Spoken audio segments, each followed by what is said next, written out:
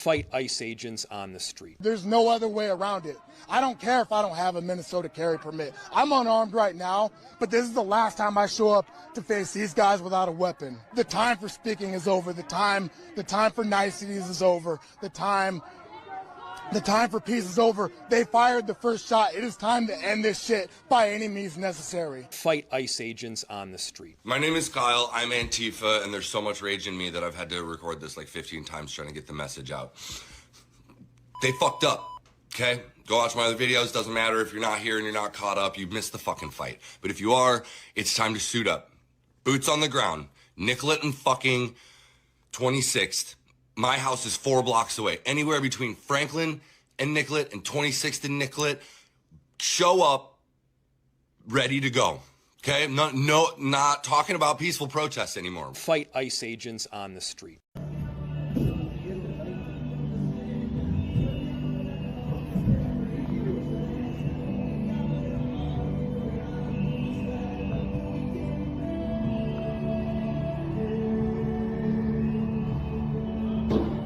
Oh shit! What the fuck?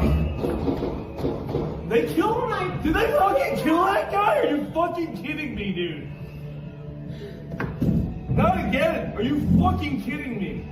That guy's dead. How many more residents, how many more Americans need to die or get badly hurt for this operation to end? Fight ICE agents on the street. Yo, what up, what up, what up? Welcome back to Just the Guys. Y'all know what time it is. It is Saturday, 6:30 p.m. Make sure you hit that like button, share, subscribe, join the Shamers Club. Really helps us go a long way. What up, fellas? How you guys doing tonight? Pretty good, man. Yeah? Chilling, man. Man, Gimpy, you did well on the show last week, man. Shout out to you, bro. Oh my god, it was awful. It was painful. Oh man, I hate hosting. Dude. That's work. I get to sit here and just like zone out normally, and now dude, that was brutal. I don't know how you do it, man, and then stay on topic the whole time because you start to want. Yeah, man, it's tough, man. It is an art, man. I mean, not an art, but it is a skill. I mean, it's an art and a skill. It takes finesse, man. You got to know where to you got to figure out okay, we've wandered just enough. Now you got to okay, let's get back to. That's always a hard determination to make. I was realizing last week. Yeah, man, it is tough, man. I think everybody needs to try it at least once. Do you CT? Do you find it tough moderating your show from time to time? Yeah, I mean, of course. I mean, everything you do comes with a level of hardship, and I mean, nothing's easy, right? I mean, I'm pretty sure Michael Jordan had tough games, right? Not comparing myself to Mike, but obviously. So yeah, sure. Yeah, yes, you are comparing yourself to Mike. Who the fuck To a degree, I am. Fucking gaslight here, dude. This isn't your channel. Yeah. There are a bunch of hipsters walking around. Yeah. Well, actually, I am comparing myself to Jordan now that I think about it. Yeah. Exactly. You're a wild dude. Yeah. But guys, at the time of this recording right now, protesters are looting and rioting and burning stuff in Minneapolis. But just this week, also, 10,000 protesters were bussed into Minneapolis. I think just getting in the way, man. Well, first off, what have you guys been hearing about that this week? Like, what are your thoughts on that? Just like, what are your thoughts on that part right there before we get really into it? I support escalation by the left to all the way. They can skip right over the fuck around stage and go right to the find out stage. Because I liked what I saw with that guy. He's like giving out his address basically. Even if he didn't get got, they would have found him in like a day. I'll be right back, guys. Yeah, because he gave them 4 blocks east of this, 4 blocks west of that. Dude, I want my enemy to be exactly at that level all the time. That's perfect for me. So I mean, what's making them so bold and like? I don't. We spoke about this last week, me and Tyrone, but we have had years of zero consequences for the left acting out. Okay, let's try this one. My favorite video is that black dude grabbing the M4 from the ICE agent, and instead of getting it out of his hand, he gets a pepper ball to the face. But what's his next move? Because the minute that firearm's in his hands, they're going to all open fire on him. They're not even going to ask questions. They're just going to start shooting. He yanked it out of an officer's hands. So I mean, look. Clearly, there's some paid effort, right, to get all these people into it. I mean, 10,000 people. That is still fewer than NFL attendance or whatever. Like it's still like you have to pay that many people to be in one spot versus like wanting to be there. Like people aren't out there just kind of wanting to protest. But at what point in time do we say like we got to end this to the point where like the Insurrection Act needs to be evoked or invoked, or like what is the end to this? CT, you ready, bud? I'm good to go now. So Whoever. the end of this is that they're going to get more FL. But I mean, that's all that's left, dude. Look at what just happened, what you showed us a video of the kid calling for violence and then getting violently finished. What do you say, CT? What should be the end? How should this be resolved in Minnesota? Minneapolis. I think the people who are in favor of the Somalis and particularly the illegals and all the fraud that they're doing, I think they should go live in Mogadishu. They should go live in Somalia. I mean, didn't Minnesota just turn into Somalia? It shouldn't. And people shouldn't impede or disrupt an an agency, doing their job. I mean, they have a lawful right to do their job. And these protesters are not even really protesters, man. They are saboteurs, if you ask me, man. You're not supposed to hinder the process. What is it in law enforcement when you do that? It's called Obstruction. Obstruction. Yeah, it's sort of like obstruction. Now, again, the video to me isn't that clear. I got to look at it from different angles.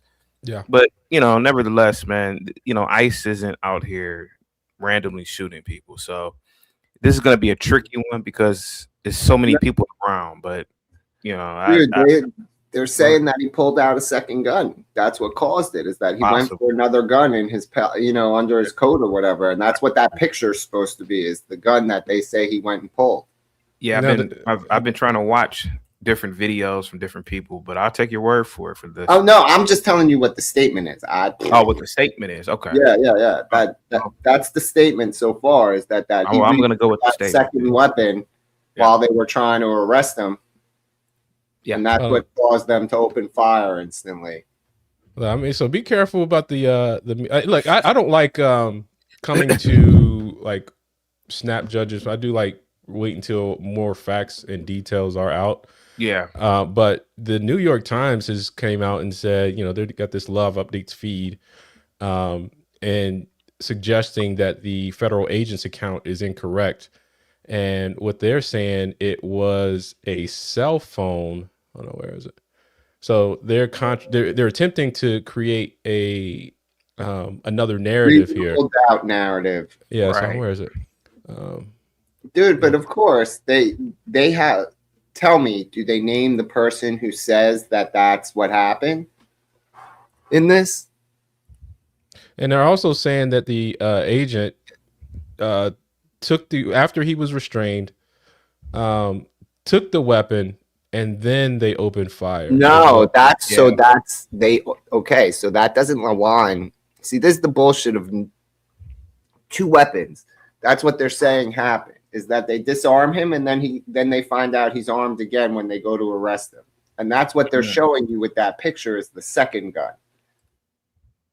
So like I said, they're attempting to say, right, that the second thing was a phone and but gun, you know what I mean? They have no proof of that. They don't name you the source. All they're telling you is what they see in the picture. They don't see what he's reaching for with his hand. Correct. Right. Yeah. They just want to create a reasonable doubt narrative. It's ridiculous. But the fact that people are interfering with federal law enforcement like that, it's already their cross. The Yeah, this is escalation is not. It's not on federal law enforcement. And the escalation is on the rioters. so this is wild to me, right? Like I make it like, for example, you don't put kids, children, young people, children on a construction site, right? You don't just let them run around freely out there. Like, because if you thought about it, how many dismembered children would we see if we freely allowed them to run around a heavy machinery construction site? You got saws going, chop saw, circular saws. You got, drills. How many dismembered children would we see just from if they were allowed to, if that was allowed to be a playground? A lot. And A lot. what's happening with these ICE protests? I mean, you got these people following ICE agents, making a scene, and then getting in the way of these ICE operations, which increases the chance for something terrible to happen. Now, it's funny because I went to an ICE protest here in Sykesville. If y'all didn't see, check out that video in on Just the Guy's channel. I did a man on the streets video, and it's funny how they want to be all up in ICE face, right? They want to be all out there with ICE, and saying, I have a right to be here, and this is my natural right. And then if you go up there and try to talk to one of them, get away, go back to where you came from. You're not welcome here. It's like, how quickly do they go from being welcoming to just completely contradictory? Like that, you literally kill your whole argument. Anybody jump in? No, you're right, man. You're absolutely right. I mean, poor guy, man. He probably thought he was doing something important, and he got sent to the upper room or the lower room, wherever his soul is gonna be, man. But probably wasn't really a bad guy. But like you said, man, it was a good analogy, or it was a good example. You know, you wouldn't see a kid on the construction site, correct? You wouldn't see a little kid in a factory, where there's heavy machinery. So I look at it as the same way. Oh yeah, with these protesters, man, they're not protesting the right thing.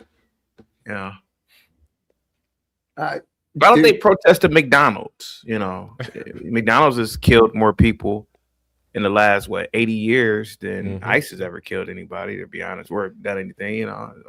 More it's caused obesity and high blood pressure and yada yada yada. So why not protest at McDonald's? I think that's what the founders meant. I think the founders wanted people to protest McDonald's. I don't even know how that's possible because McDonald's didn't even exist. But if you sit back and think about it, why not protest McDonald's? Because it's comfortable. Because it's comfortable. Exactly. Yeah. Now, I was listening to Dad Saves America podcast, and they were talking about like communism, socialism. And one of the things communists want is like the communist or socialist utopia is that so no one has to work, right? So when you think about this idea of not having to work, like you have no purpose. Yeah. So you're taken care of, and so these 10,000 people that are there, of course, they're all paid and whatnot to be there. But like when you first, I mean, it's these people have nothing to do. And I forgot what I was saying. Dude, first signs of old age. Yeah, man. And you can't keep thoughts in your head. Have you consulted your medical professional recently for I know, right? I know, maybe right? CAT scan, MRI? I don't know. But that's what it was, man. Like the whole idea, because the whole thing behind Marxism and communism is that there's supposed to be a revolution, a violent revolution. And of course, it never happened before. So now what we've created is a situation in America where, people are comfortable, but there's been enough wealth here that enough people like this don't have to work. So now you can create the insurrection. And I'm curious, have we seen this before? Yeah. You know, because they say history repeats itself, but is this something that we've seen before? Seen it at Kent State. Saw it at Kent State in 1971. You know, kids were protesting a war that they didn't really understand, and unfortunately, it led to the lives of 4 young college students. Man, who were good kids, from what we were told. But yeah, we've seen this before, man. So does this like divulge into civil war then, or is there another end to this? I don't believe that there would ever be a civil war in America. Well, in the modern times, right? Yeah. I don't believe CT underestimates, because he believes everybody wants to stay in their luxurious, comfortable lives. He doesn't realize that so many people don't see their lives as luxurious and comfortable. They take it all for granted. Dude, that whole Antifa, Democratic Socialists, whatever the hell the name of the group that had their meeting here in Baltimore, that all those things, they rely on the fact that all those idiots I'm still here. all those idiots don't realize that they're trying to destroy the things they cherish the most, right? The luxury, the easy life. Like, they think that work is hard now. Ask any of them, like, put any of them working in an irons thing in England at the turn of the 1900s, right? Yep. Let's see what work feels like back then in early factories and shit. So I'm just saying, these things rely on a huge level of ignorance, because these people are being asked to destroy the things that keep them safe right now, in like real time. So, well, shout out to the chat. Shout out to everybody in the chat. Make sure you drop a couple super chats. It really helps support the show, as well as hit that like button, share, and subscribe if you haven't already. And if you're over at CT's, come here and like, share, and subscribe. Yes, come over to Just the Guys podcast if you are over at the main or my channel. Thank you guys so much in the chat. Go ahead, guys. Go ahead. Yeah, absolutely. All right. Would you have shot him? Logic. I mean, this is a tough question. If it's it's self-defense. I think bust a cap in his ass. I mean, look, man. I think we have to be. I think we have to stop backing down from real consequences, right? If someone is attacking you, there should be some consequence for that. And you have no. That's what people don't understand about heat of the battle. You don't have the opportunity to be wrong, right? If let's say it was, let's say it was a phone. Let's say worst case scenario or best case scenario, it was a phone that he was pulling out. But at the time, in the heat of the moment, right, you don't know that's a phone. You don't know if it's a backup weapon. So we're Monday morning quarterbacking the entire situation and not really understanding that these things, like, as they're happening in real time, like, you have to make quick decisions. And that's why you shouldn't be in the way of these particular operations, is because they are heightened. Look, man, I'll tell you guys a story, man. I remember I had a bench warrant out on me, right? I had whoa. Did this come out during the election cycle, sir? No, man. It was an insurance violation, bro. Like, in Maryland, if you don't have insurance on your vehicle, you're required to show up in court if you get pulled over. And I had a failure to appear in court, for an insurance violation, so that if and I was kind of a nomad at the time. So I was living here and was in college years, so I wasn't living in places long. So missed the notice for the appearance in court. So I got a failure to appear. So that was on my record. So they issued a bench warrant out for me. They would show up at the house looking for me. I remember they showed up like 5 o'clock in the morning. Now normally I would leave for work at like 5:15. So they showed up right before I was leaving for work.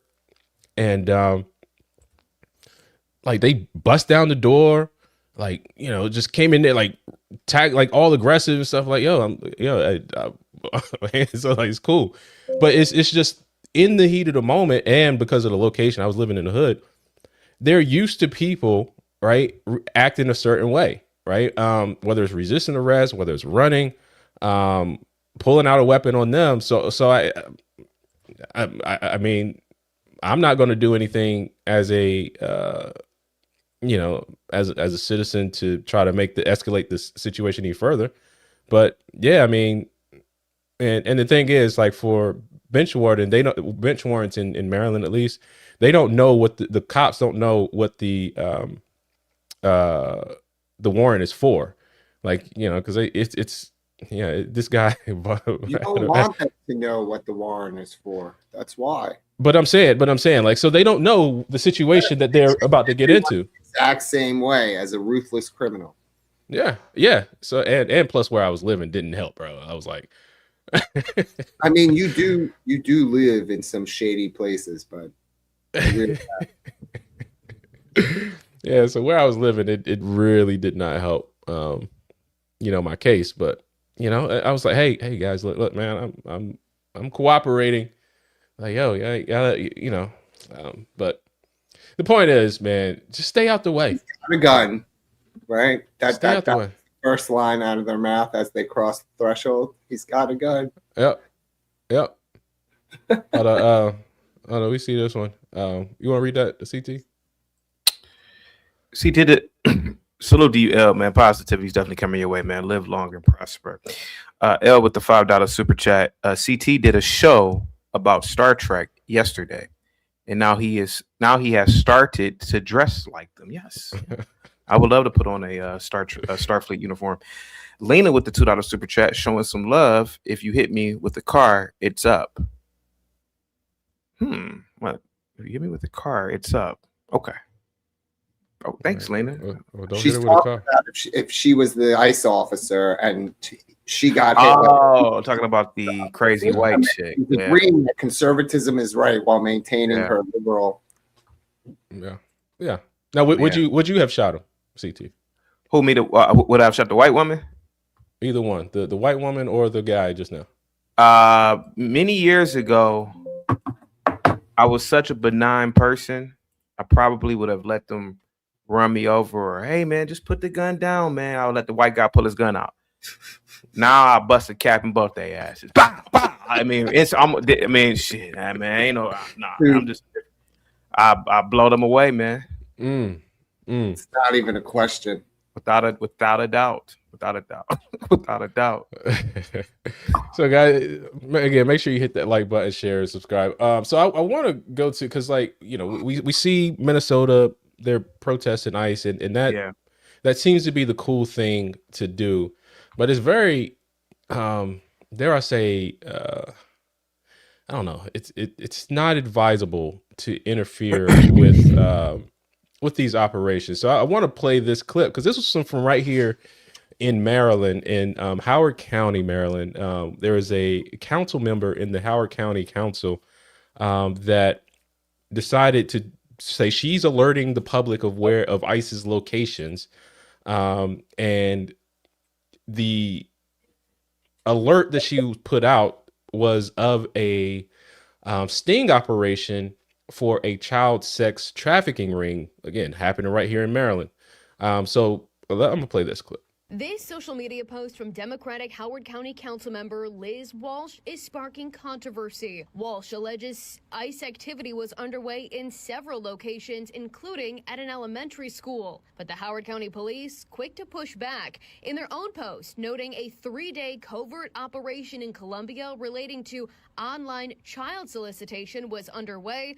The police say officers were undercover, but wearing vests marked as Howard County Police, adding at no time was any other law enforcement agency, local, state, or federal, involved, and any speculation otherwise is incorrect. On that particular day, we probably got reports of ICE activity in 4 different locations. In an interview with Fox 45 News Friday, Walsh says her office was sent photos of this alleged activity. Those photos shared with Fox 45 News, they include mostly screenshots of online chatter and a few images showing some type of law enforcement activity. We pressed pressed Walsh on why she did not share the photos in the original post. We're just getting the word out. I don't need to document a credible concern at the moment. That credibility, however, continues to be called into question. In a statement to Fox 45 News, Howard County Police Chief Gregory Dare says they are always concerned about false information that might impact public safety, adding it's troubling when the misinformation comes from anyone in a position of leadership or authority, which can damage community trust. So do you feel responsible for potentially putting Howard County law enforcement at risk based on your social media post? No, in the past, I've gotten calls from the chief, not this particular chief, but his predecessor. Wouldn't that put these ICE officers in harm's way? No. How? Given the tensions that we continue to see in communities. The ICE officers are armed. Our citizens are not. I know that if I was either a law enforcement officer or a resident in her area, I would be enraged at this kind of irresponsible political theater. So there you have it, guys. Wait. Can I just say where this lady lives?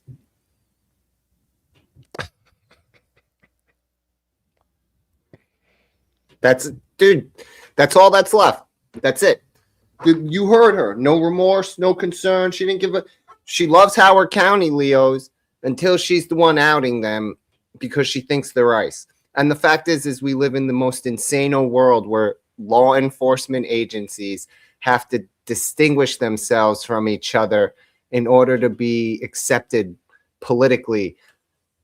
Why should a local police department need to tell us whether they're working with federal agencies or not? Yeah. That shouldn't matter. They're all doing the same thing, enforcing the laws of this country. They're not in they shouldn't be in conflict. And we live in a day and age where local cops have to tell their citizens that, oh, that was us doing our job that you like, and not the other cops that doing their job that you don't like. Yeah. That's insane. I mean, it's just that communist strategy to try to create division. It's just another example of that. Like when you have one trying to pit one law enforcement agency against another, it's just another tool of another strategy within the communist, pro-communism tool bag to incite division. But the thing that gets me really about this is the fact that they were running a sting operation for a child, I think child pornography and child sex trafficking ring. And she's so snooty about this, about, I'm not remorseful, or I don't regret these particular actions, when law enforcement is trying to literally get criminals off the street. They're doing their job. Like, CT, what's your thoughts on that, man? No, I mean, this is what the founders envisioned, man. This kind of ties into the second topic, or the Star Trek topic. I think that we are really forgetting a lot that is taking place is what the founders wanted. The founders wanted a system of checks and balances. The founders wanted a society where, let's be honest about it, man. They voted for these people in Minneapolis, Minnesota. Mm-hmm. They're voted in, and these people are serving the interests of their constituents, man. And so this is what we have here. We don't have like a top-down type government approach that they do in the CCP. So, we don't have a dictatorship such as North Korea. So this is what the founders wanted. In my opinion, if you don't, to be honest with you, man, if it wasn't for the media, nobody would ever hear about Minnesota. Nobody would even think about it, to be honest with you. And there are places where, this wouldn't happen in America. There are places where you wouldn't get politicians or community activists supporting these people. So, I just really believe America is just a hodgepodge of whatever, if that makes any sense. Anything goes in America at this point, man. You want to live in poverty, you go to the West Virginia, or whatever, But if you want to live wealthy, if you want to live a wealthy lifestyle, go to Manhattan. You can pick and choose. In my opinion, you can just pick and choose whatever reality you want to live in America. So I'm at that point, man. So should we be concerned with, I guess maybe stopping some of these activities? Yeah, without a doubt, man. I mean, you know, what these politicians are doing, and whoever this woman, I can barely hear it because it was real low on my end, but you know, I'm assuming she basically is undermining the actions of ICE by giving their location, and thus the protesters can come, right? Yep.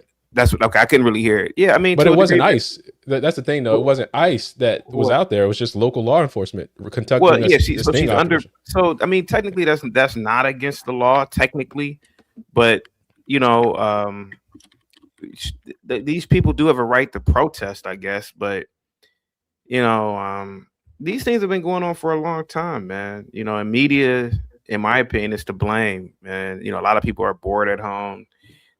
They don't really have really awesome lives. So hey, man, let me go stick my nose into, and you know, especially whites, they love sticking their nose in the places that they don't belong. What's going on over here, guy? You know, so it's a part of their culture, man. It's just, you know, I'm not about to be outside at no goddamn 2 degrees giving a goddamn about these Somalis. I'm just gonna be honest with you, man. Like all the corruption that goes on in the government any damn way. Hey, man, let these people have millions of dollars, man. What does it really matter at the end of the day? You print the money anyway. And here goes another thing, like who goes to Minnesota? Have you ever been to Minnesota? Mm-mm. Man, let those Somalis have that little shitty little place, man. To be honest with you, man, let them have it. Who cares? Because what does it matter? I mean, Blue Bagger says, why didn't he just operate? You mean cooperate? Blue Bag, I know. You know, Blue. I'm gonna have to get at the Gimpy because Gimpy he read more on it than I did. I mean, I saw the video. I couldn't really see what the hell was going on. But go ahead, Gimpy. Look, dude, I have an issue that if you go to these things with the intent to confront them to protest, like peacefully, fine.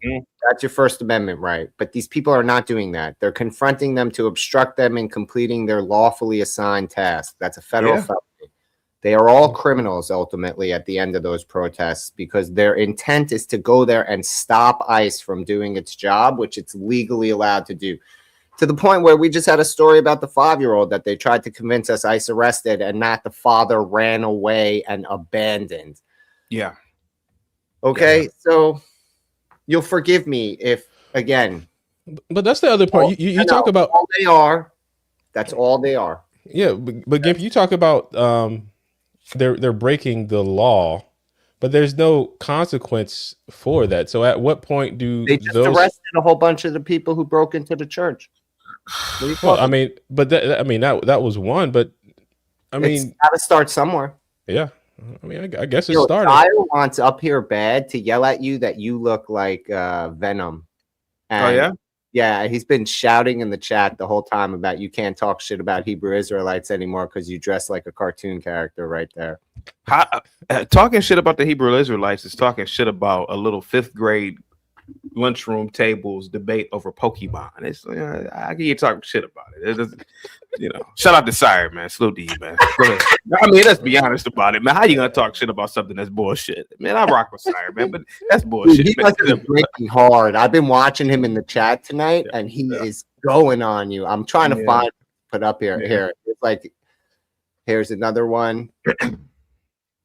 Oh, he was going for a while there, dude. Oh, I was trying not to say anything, but That's funny.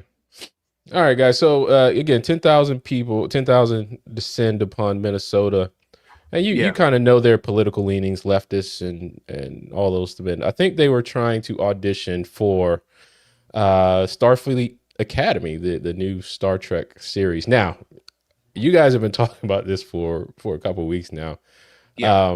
And said we got to talk about it on the show. Now, I did not necessarily a lot of prep for it because I'm still kind of new to it. But it seems like it's a pretty woke show, considering. So hold on. I'm gonna talk. So here's Amala.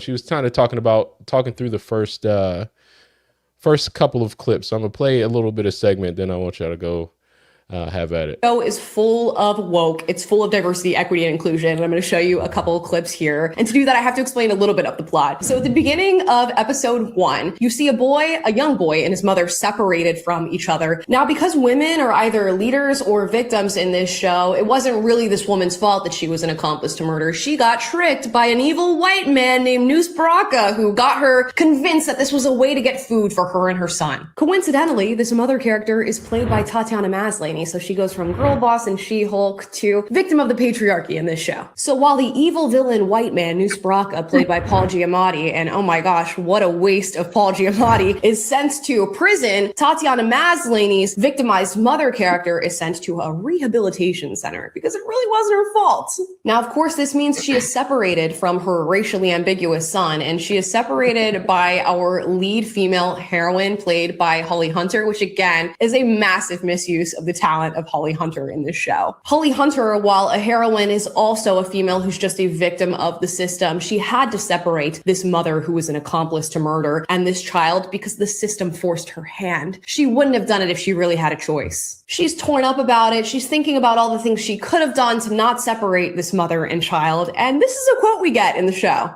It wouldn't have changed anything. We were in Tria. Starfleet wasn't making any exceptions. Separating children from their parents isn't exceptional.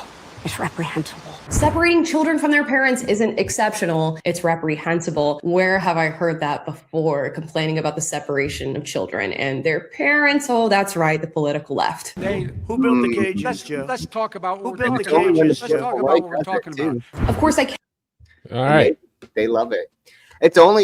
They only complain about separating children from parents when it's their political opponents doing it, when it's their leader and overlord, Commandant Obama.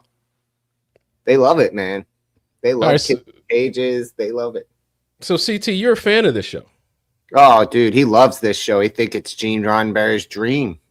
Okay. Tell us, regale us, sir, with your. I don't even know where to start from. First of all, I forgot her name. She's a conservative.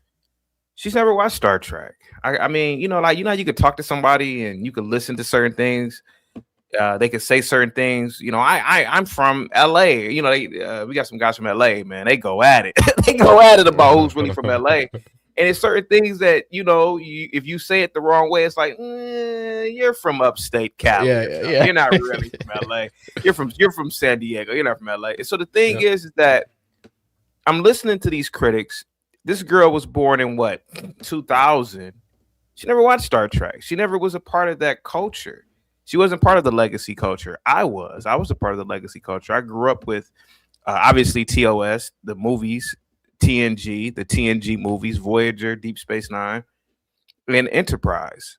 She doesn't know what she's talking about. She's just saying stuff. First of all, the fact that she said, her racially ambiguous kid. We're talking about Star Trek here. They got billions of different goddamn species within the galaxy. What is she talking about? See, it's to me, right? If you listen, I'm all for race pride in America. I mean, as a black person, right? You be proud of your race. But when you're looking at Star Trek, take your own personal bullshit human perspective out of it and take into account that we literally have seen green aliens in Star Trek. We've literally have seen blue people. We've seen different. We've seen aliens with transparent skulls. Who cares if the kid is racially ambiguous? Because it's part of the narrative. Sorry, let me just finish. Yeah, let him finish. Let me just finish because I am not just an expert on blacks. I'm an expert on Star Trek. So the kid is separated from the mother because of a supposed crime. I'm sorry. Star Trek has always had a judicial system within it. Not to mention, it's a broken government now because of the burn. It's a broken government. And then his mother was living on a failed colony, from what I've seen in the first episode, and we've seen plenty of failed colonies before in legacy series. Kirk himself lived on a failed colony. Who's the one? Those are major. I'm sorry, but you're doing a good service. Let him finish. Let him finish. You got to make his case. Tasha Yar literally lived on a failed Federation colony where it failed to the point where the people turned into savages and they were going around raping the women. Did we forget that? See, that's how I know people don't watch Star Trek, man. Like I can't stand listening to No, I'm sorry, dude. No, but I can't. But this girl obviously has never watched the show, right? You've watched it. This girl, I don't think anything she says takes seriously about, in my opinion, one of the greatest series in cinematic history. Go ahead, guys. Okay, right, you're insane. You got to stop huffing glue between episodes and shows and shit. Whatever caffeine addiction you got going on to keep those 15-hour shows going, you got to cut back because it's fucking up your shit. Because one, the reason why it matters is not because of the diversity problem inside. What's up, Hafez? In Gene Roddenberry's Star Trek, because diversity in Gene Roddenberry's Star Trek was always there. That's true. That's always the thing. But it wasn't the focal point. It wasn't about those things. It was blended into the story so well, you didn't even notice it, that people could watch it and not realize that they were seeing exceptionally progressive mentalities. Like, for example, Uhura having a black woman on TV with a leadership role had not been done on television in that way prior to that. She's a groundbreaker, sure. No one's doubting that stuff. But you're conflating it with taking ultra leftist drivel that are political statements about the here and now, modern day. It's basically propaganda against the current government. They specifically pick an ambiguously racial kid to separate so it can mirror the struggle of the illegal immigrant. They specifically pick and they show you the failed colony as a failed colony. They specifically pick the power roles and adjustments to those power roles with women and Paul Giamatti's character, right? The mother, the whole power dynamic in that room to keep, it's always the boots on the man. The man is the only bad guy in that room, and everybody else is a saint. There's nothing about that. That's Gene Roddenberry's style of Star Trek. None of that forcing a specific ideology other than togetherness is Gene Roddenberry's version of diversity. They're using diversity as a weapon to force you to have to agree to narratives that you don't necessarily align with, without, like, in the fear of becoming a bad guy, being called names. Whereas Gene Roddenberry's form of diversity is a diversity where you didn't notice it because it was so well done, because everybody got along. That's the diversity he picked. He didn't pick a diversity of conflict. And you can say, well, this or that happened and all these narrative stuff. Doesn't matter. You're trying to reference his vision. He did not foresee that you would stand there and make men be emasculated and villainized for being men, and women are free of any consequence because they're the victim convinced by the big bad man. And the woman who was in power, Janeway, your little 7 of 9 behind you, none of them would tolerate sitting there woeing over, oh, the system made me do it. No, they would be proud Starfleet officers. So stop. So first off, is there something in the Star Trek universe that's like a bat signal that beacons and calls someone else to appear? I'm not a Star Trek guy. Well, if you're talking about, go ahead, give you. He's talking about how Soldiers of Finance came as soon as we moved the show to Star Trek. If you're talking about, was that a real question, or you yeah, it's a real question, because whatever signal that went out. Yeah, so in Star Trek, you have the government is called the United Federation of Planets, right? And in Starfleet is the paramilitary. It's not a full military, so it's paramilitary science exploration, and they have star bases all throughout the Alpha and Beta quadrant, right? So there may be 2 or 3 ships in a sector, right? And if something were to happen, they'll relay a signal, and maybe to get reinforcements, or if something happens to a ship, they can always go to a star base or something. So that ship reinforcements came. Here it is, Soldiers of Finance. Yeah, welcome to the show. Logic, Logic, you didn't watch Star Trek, and that girl didn't watch Star Trek, man. So let me get a rundown real quick. Well, hold on. Let me get Soldiers in here real quick. Let's CT go ahead. Because just want to say the Cisco has arrived. Thank you so much. All right, here we go. All right, go ahead, CT. You didn't watch it, right? So we've seen. So Gimpy said something about, and I'm paraphrasing, so he may have to come back to correct me if I'm wrong.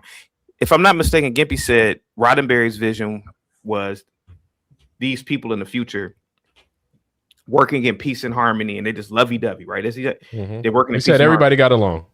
Oh, okay. So did they get along, Tyrone, when Picard had to relocate a human population off of a planet, a Native American population off of a planet by the Cardassian border? Was that peace and love when he had to? That's what I'm saying. Like these people, oh man. Dude, I get where you're coming from, CT. Oh, shout out to Kung Fu CJ with the $2 super chat. Dang, I'm late. You right on time, brother. Let's keep going. A lot of the things, and I will admit, I have not watched. Second season of Discovery, I was out with this new iteration of Star Trek. I really enjoyed the first season of Discovery. My issue is not so much, okay, yes, there have been failed colonies, like CT alluded to. Turkana 4, that's Tasha Yar's planet. They were a Federation colony, but then they descended and they weren't following the rules, and so descended into madness, just like he said. I don't have a problem with that, right? The Federation was not all peace and love, okay? However, here's my problem with Kurtzman track.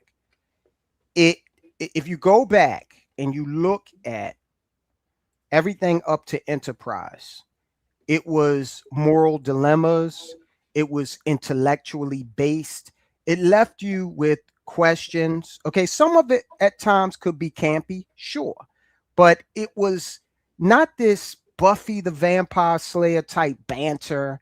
A lot of what I've seen in clips of this new show, Starfleet Academy, it's like, think CT and Gimpy, think Wesley Crusher, right?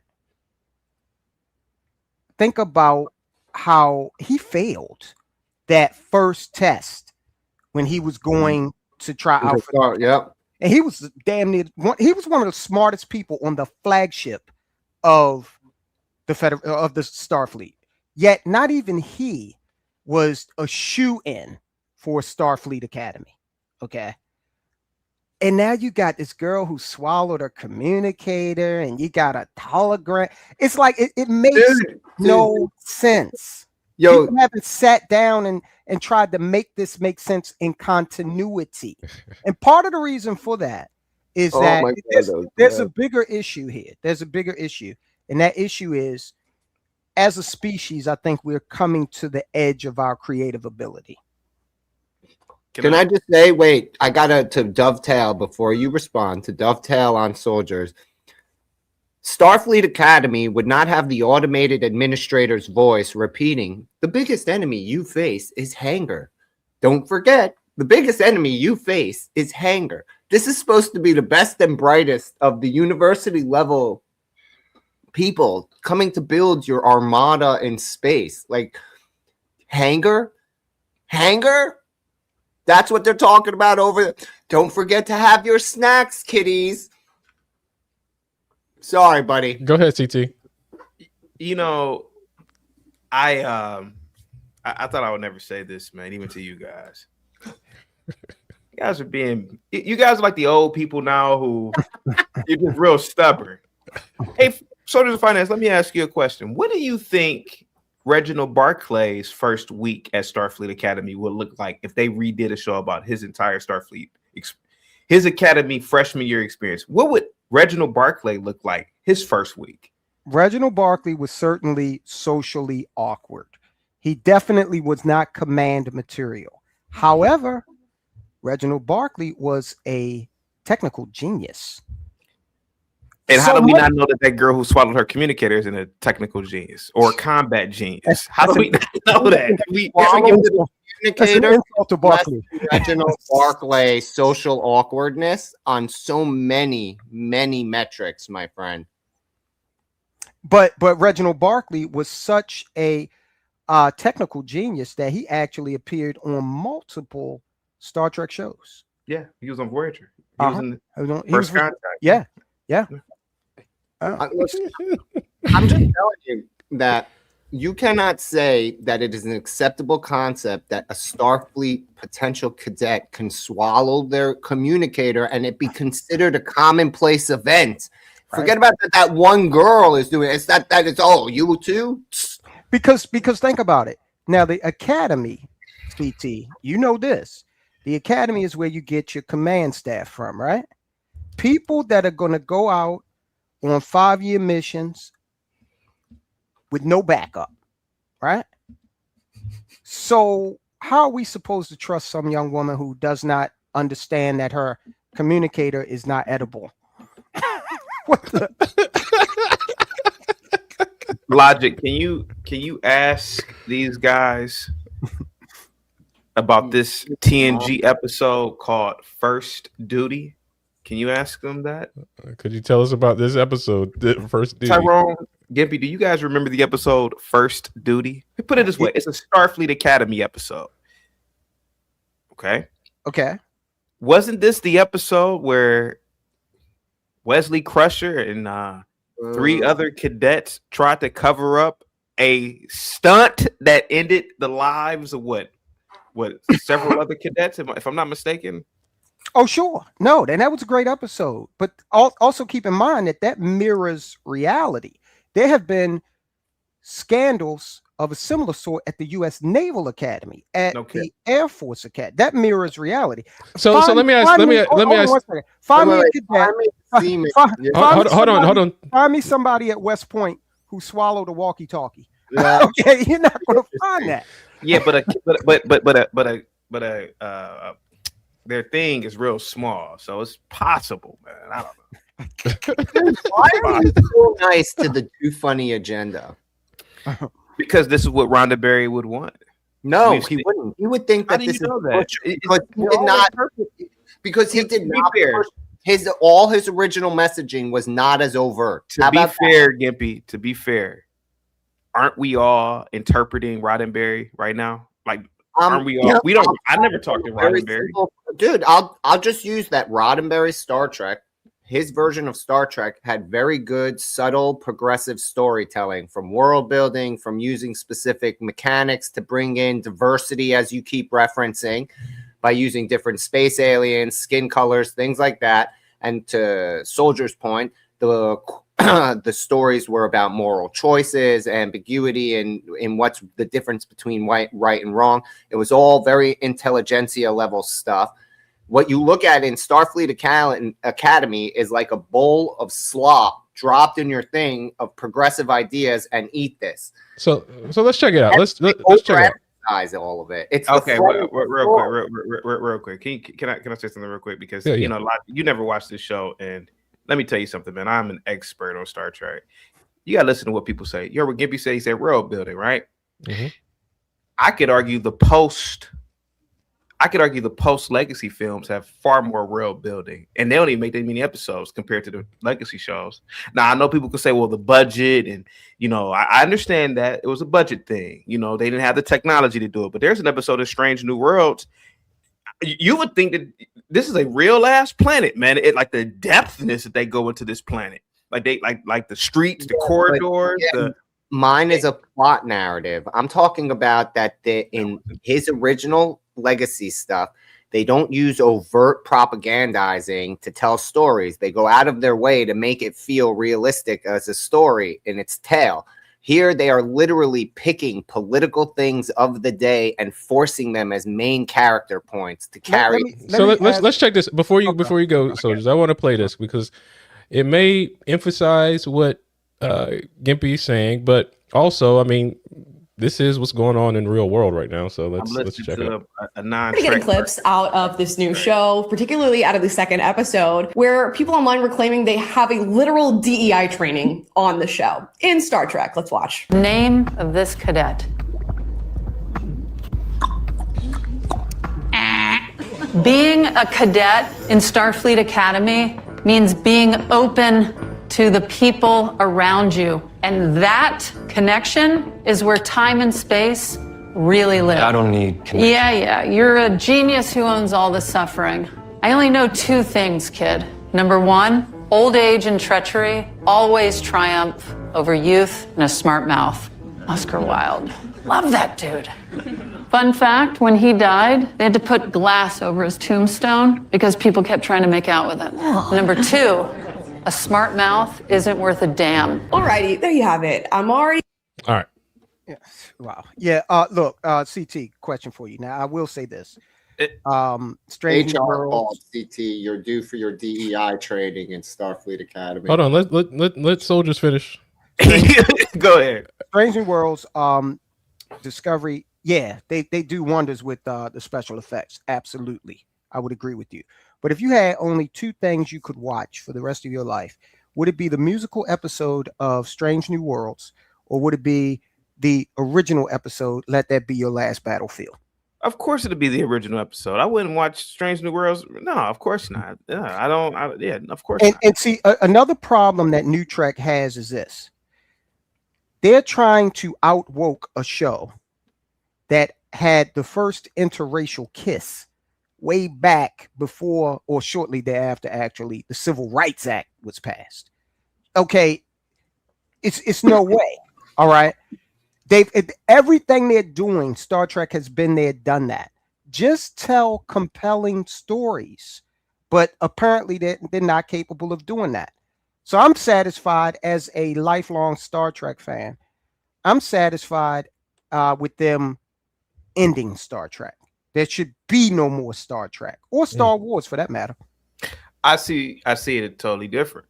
And I'm not saying that I'm right, but I see a post burn. You could even say a post, in some senses, apocalyptic event, a second one, right? Because the first one would have been World War III in the 2060s, right? To me, the burn, these kids are going through, they've seen trauma, right? And maybe we are really looking at a actual rebuilding of humanity again. Remember, the Earth has been separated from the Federation, if I'm not mistaken, right? And so these kids, they're not like the kids that we saw at Starfleet Academy 800 years prior in Kirk's and in Picard's day, right? These are different types of kids here. And so basically that was a teaching moment to say, listen, man, we have to build, we have to work together to build this empire again, or build this government again. That's what I saw. And the fact that the girl is fat, and you guys didn't mention that, I think it was a good thing that they added these overweight characters, man, because it really hits home. It really hits home to what actual diversity is. I mean, think about it, man. What was really diverse with having super hot white women all in TNG and DS9? Go ahead. What I think that says then, CT, is that if this is the cream of the crop, if it's the best you can find, then the future has a problem in that universe. Correct. The future has a problem. And even one of the young ladies that plays the hologram, the black young lady. Now she's a hologram. Who the hell programs into who programs an obese hologram? I mean, what is that all? What's wrong with that? I mean, if you're building these robots, these robots that Elon Musk is building right now, Boston Dynamics, they're building robots too. None of them are obese. Why not? Is that like extra material? right. Yeah, but also, dude, why in the future would being obese still a thing? One, in your own post-apocalyptic thing, there shouldn't be enough food to make fat people. Let's just start with that. Second, if it's a controlled state, they want you in your best form. Fat assery is fat assery. Sorry, it's not your best form. You're not the best and brightest when you're a 300-pound fat ass. You want to be 300 pounds, you better be ripped and shredded, dude. You can't roly-poly your way through space and have a type 1 civilization. Hate to break that to you, buddy. It's 2020. Get your type 1 civilization. It's 2026, and we have Ozempic now. So, I mean, damn, they haven't been able to improve on that in 1,000 years? I mean, look, I wanted new Star Trek to be good, okay? I've seen every last episode from TOS through Enterprise. Okay. And like I said, I actually enjoyed the first season of Discovery. But then, and when I heard, because they announced Picard during the first season of Discovery, I was excited about it. But then it was just like, what the hell is this? The future is dystopian. It's not. When I watched Star Trek, it was like an uplifting vision of the future for the most part, right? And now it's all dystopian, and they're committing war crimes, and what the hell, man? I'll watch Blade Runner if I want to see that. Going back to the hologram discussion, have you guys played like sports games, like Madden or NBA 2K? Stuff like that? I'm old, man. I used to play NBA Jams. That's how. That was before Create a Player became a thing. But when you guys did the Create a Player, did you ever make them fat? No. In fact, NBA Jams had a code. Huh? CT made it short and fat. NBA Jams had a code where you could play Bill Clinton. He could be a character. And even there, they put Bill Clinton's head on a fit body. I'm just saying. Dude, it's okay. We now know that CT has outed himself as the Do Funny advocate for terrible Do Funny television. I mean, you're just gonna have to wear that shame for the rest of your life, sir. They need to end Star Trek. It had a good run. The Orville. I know you've seen the Orville. Yes, that's much better than this. CT, you've seen the Orville? Orville. The Orville is much better than any Kurtzman track. Much better. And did you know that guy is in an episode of Enterprise? Seth MacFarlane. Seth MacFarlane. Oh yeah, yeah. Well, it seems like the public is agreeing with that this Starfleet Academy is terrible. On IMDb, it's 4.3 out of 10. So maybe these are people that have historically watched it. You know what else got bad ratings back in the day? Office Space. Was it Office Space, the movie? They had bad ratings. It's a classic. Okay. Well, hold on. I can't finish. Okay, go ahead. Hold on. Let me finish. And then on Rotten Tomatoes, 88% from the Tomatoer. So these are the critical reviews, and then the average watcher, of course, has 43%. So yeah, go ahead, CT. I can't find the exact episode, and I'm trying to do the quote, but I'll just paraphrase it. Klingons aren't all the same, Soldier of Finance. Klingons have been known to be cowards. Very true. Who said that? You got me. Jadzia Dax. She was talking to O'Brien. And so it's even things like this Klingon kid, right? Are we forgetting that the Klingons are a humanoid race of people that probably have trillions of people with their empire? Is it plausible to assume that the higher the intelligence level of a Klingon, maybe certain combat or aggressive traits are bred out? Maybe people are like, oh yeah, he's not like the typical Klingon. Well, neither was Alexander. True. To be honest with you. True. We saw the Klingon who was the prosecutor.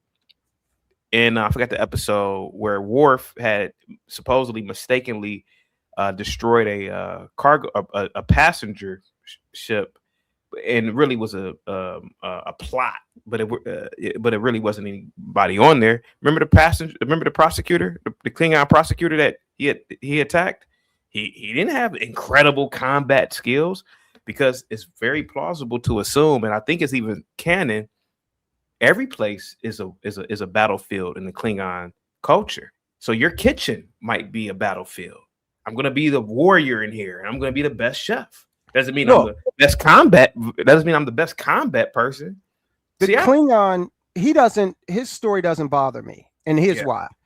Because it is plausible to believe that hundreds of years later, they have evolved into different type of society. I mean, we don't look like we looked as a society 800 years ago. So that really doesn't, the Klingon doesn't bother me, because so much time has elapsed. Okay. And quite frankly, just based on the clips, I have not seen. There are 3 episodes out there. I've not seen one of them, but based on the clips, he seems like he's probably the best suited to actually be at the academy. Okay, the main character, I don't the brother, he's like a juvenile delinquent, right? The guy that the woman was talking to in the classroom, what's his name? I forgot his name, but he's supposedly the main character. Yeah, but that's normal. They made with the remake movie, they made it canon that Kirk is a juvenile delinquent. Right? So to be fair, they're not doing that for the first time. J.J. Abrams did that with the Kirk character in that remake, right? He's what was the line? Do you want to be the only genius level of multiple offender youth or whatever in the Midwest? Right. Whatever that line is. So they established that that's like a thing. Bad boy to captain. If you look at it, and again, going back to whatever the Klingon character's name is, again, if you look at it and say, all right, 4 years from now, when they all graduate, and who seems to be the most likely to be a leader? Okay, now I know there's been a lot of speculation about his sexuality and whatnot. I think that's because I believe the character, the actual actor, is LGBTQ. All right, whatever. But his character does not bother me as much as some of the other ones. I like I'm the show. sorry, the whole show bothers me and needs to be struck.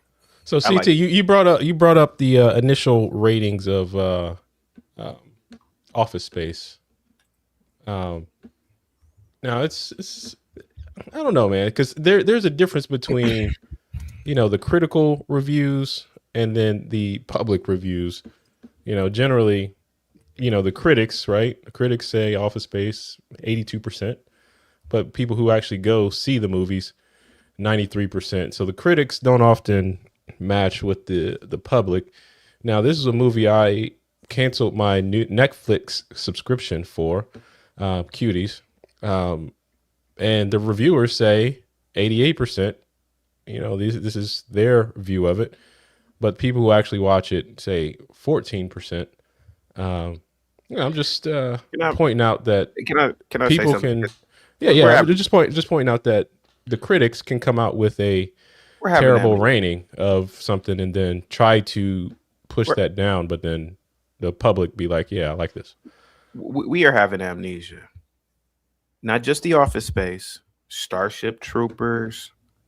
There have been so many shows and movies that were initially panned that when you turn back the clock, nobody would ever say that, hey man, we will be quoting from Idiocracy to this day. How many quotes on Twitter do we see? Like, man, I can't believe life turns to Idiocracy. Think about it, man. Idiocracy was panned by the critics. But think about it, man. With the current state of our political and socioeconomic dynamics, yada, yada, yada, DEI, oh man, I can't believe this is Idiocracy we're living in. Think about that, dude. It's a household name now. Man, I'm telling you, you guys might be missing. Starfleet Academy might be a sleeper. It might be a sleeper show. I think you're trolling right now. I'm not trolling at all. I actually like the character. Okay, for example, the character Sam, right? Nobody likes the character Sam because she's fat. She's fat. Well, No. Nobody likes her because she's an awkward fat hologram. It doesn't make sense within the Data. But just find this. Wasn't Data awkward? Yeah, but he wasn't fat. Data was awkward because wasn't he awkward? He was. Even the doctor was. The doctor was abrasive in the beginning. Okay. And then he learned. But again, I ask, like, okay, the doctor was created in that lore. It's 800 years prior, correct? Is that right? Yeah. All right. So you mean to tell me that 800 years later, what did they lose the technology to? Because the doctor evolved. His personality evolved over time. They can't program a hologram. Why does the hologram need to go to the academy? Do you remember when the doctor just reprogrammed himself to have command capabilities? So But why the hell is the whole thing hologram makes on no the sense. Academy? The Right. whole thing with the hologram makes no sense. You are insane, sir. You just have spent so much time streaming, your brain has melted. That's all I can make that makes this make sense. Dude, a fat hologram who's autistic and socially awkward, who was programmed that way. It's a computer program. Literally, it's software. You tell it what to be, and it is. Do you remember when? Do you remember when Barkley? Speaking of Barkley, they were working with the doctor's program on something, and it was kind of malfunctioning and whatnot. And they were like, "Let's take this offline and do something else with it." That was back in the Voyager days, okay? Yeah. Where they were trying to recalibrate it, and it was like, "It's not working the way we want to."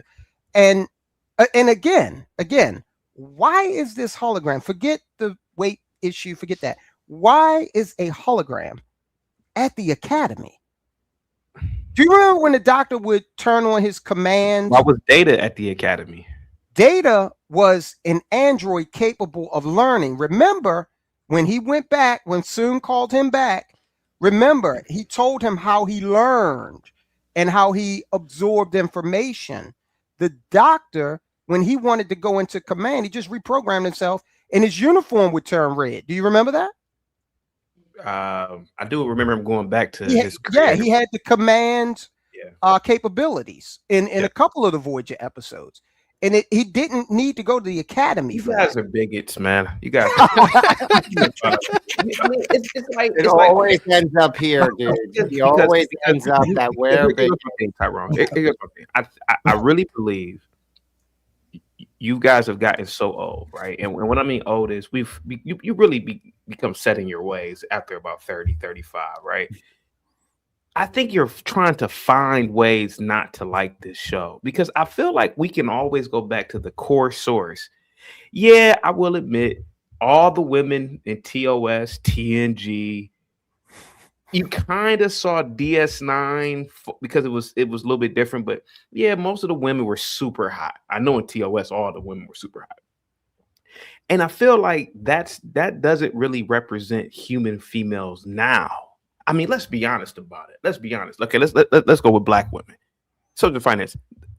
The average black woman don't look like Nichelle Nichols. May she rest in peace. Let's be honest about it. The average black woman don't look like her. Now, I'm not saying the average black woman is a fat, ugly chick but let's be honest about it, man. Michelle Nichols was hot. She back in those TOS days, yeah. If you take American women and give you logic, if you take American black women, you will get more of that woman than you will get Nichelle Nichols.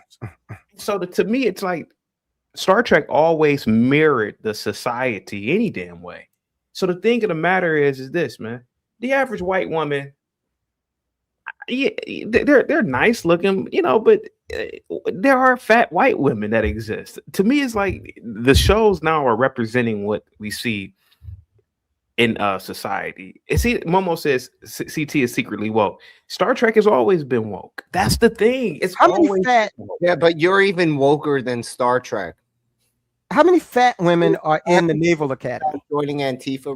I have no idea how the military works. I don't know how it works. How many fat women do you think are in the Naval Academy? I would assume there's weight standards, right? All in the military. So I would assume if a fat chick wanted to get to the military, it has to be some sort of waiver, and she has to be like a medical person or something. So we're gonna give you, once you graduate, yeah, you're eventually within maybe 5 to 7 years of you graduating, yeah, you're gonna be in command of a starship. You're gonna have a tremendous amount of responsibility and autonomy, and you can't even control your weight. Why would we give you this? And look, there are little things the show can do to, instead of trying to woke it up beyond what Star Trek always was anyway, it's too late, but they could have fixed these issues. No one wants to see this on top of bad storytelling. It's terrible storytelling. So this whole thing is dude searching for his mother. Yeah, why not? Yeah, why not? Why? I want to see. Didn't they search for Spock? Spock was important. His mother is not important. His mother's important to him. No, If your mother, as the viewer, it has to be important to me as the viewer. I'm what matters, not the fake character on the screen. You're And let's be honest. Can I ask you a question, Tyrone? Go ahead. Okay, can I ask you a question? Yeah. If TNG, if it was a sport,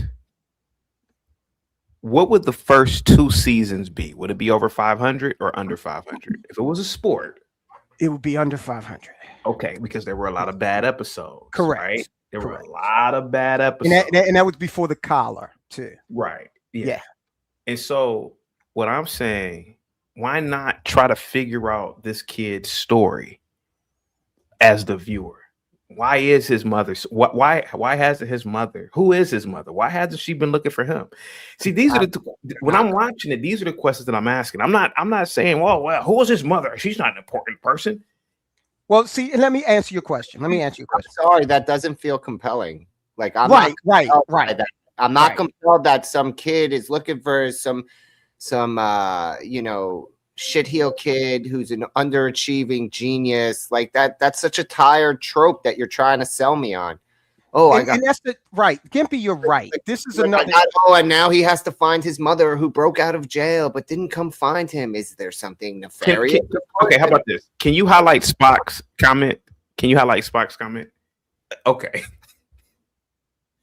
Now look at Spock's comment. Will you stop? No. About the BBW one. Right, go ahead. Be honest about it.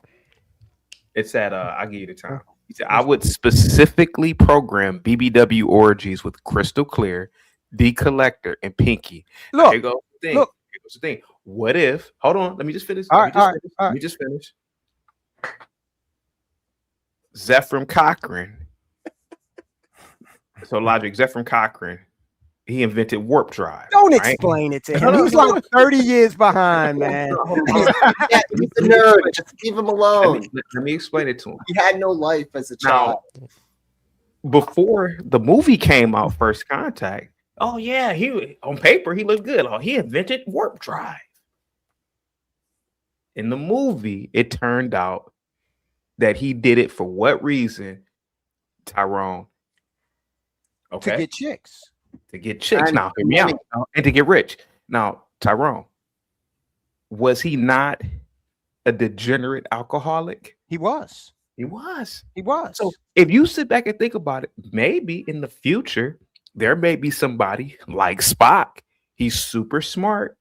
And he just programs a BBW hologram for his own pleasure. Look, bro, that's what I'm saying, bro. We've seen this, bro. Oh no, I'll give you this. I'll give Spock 20.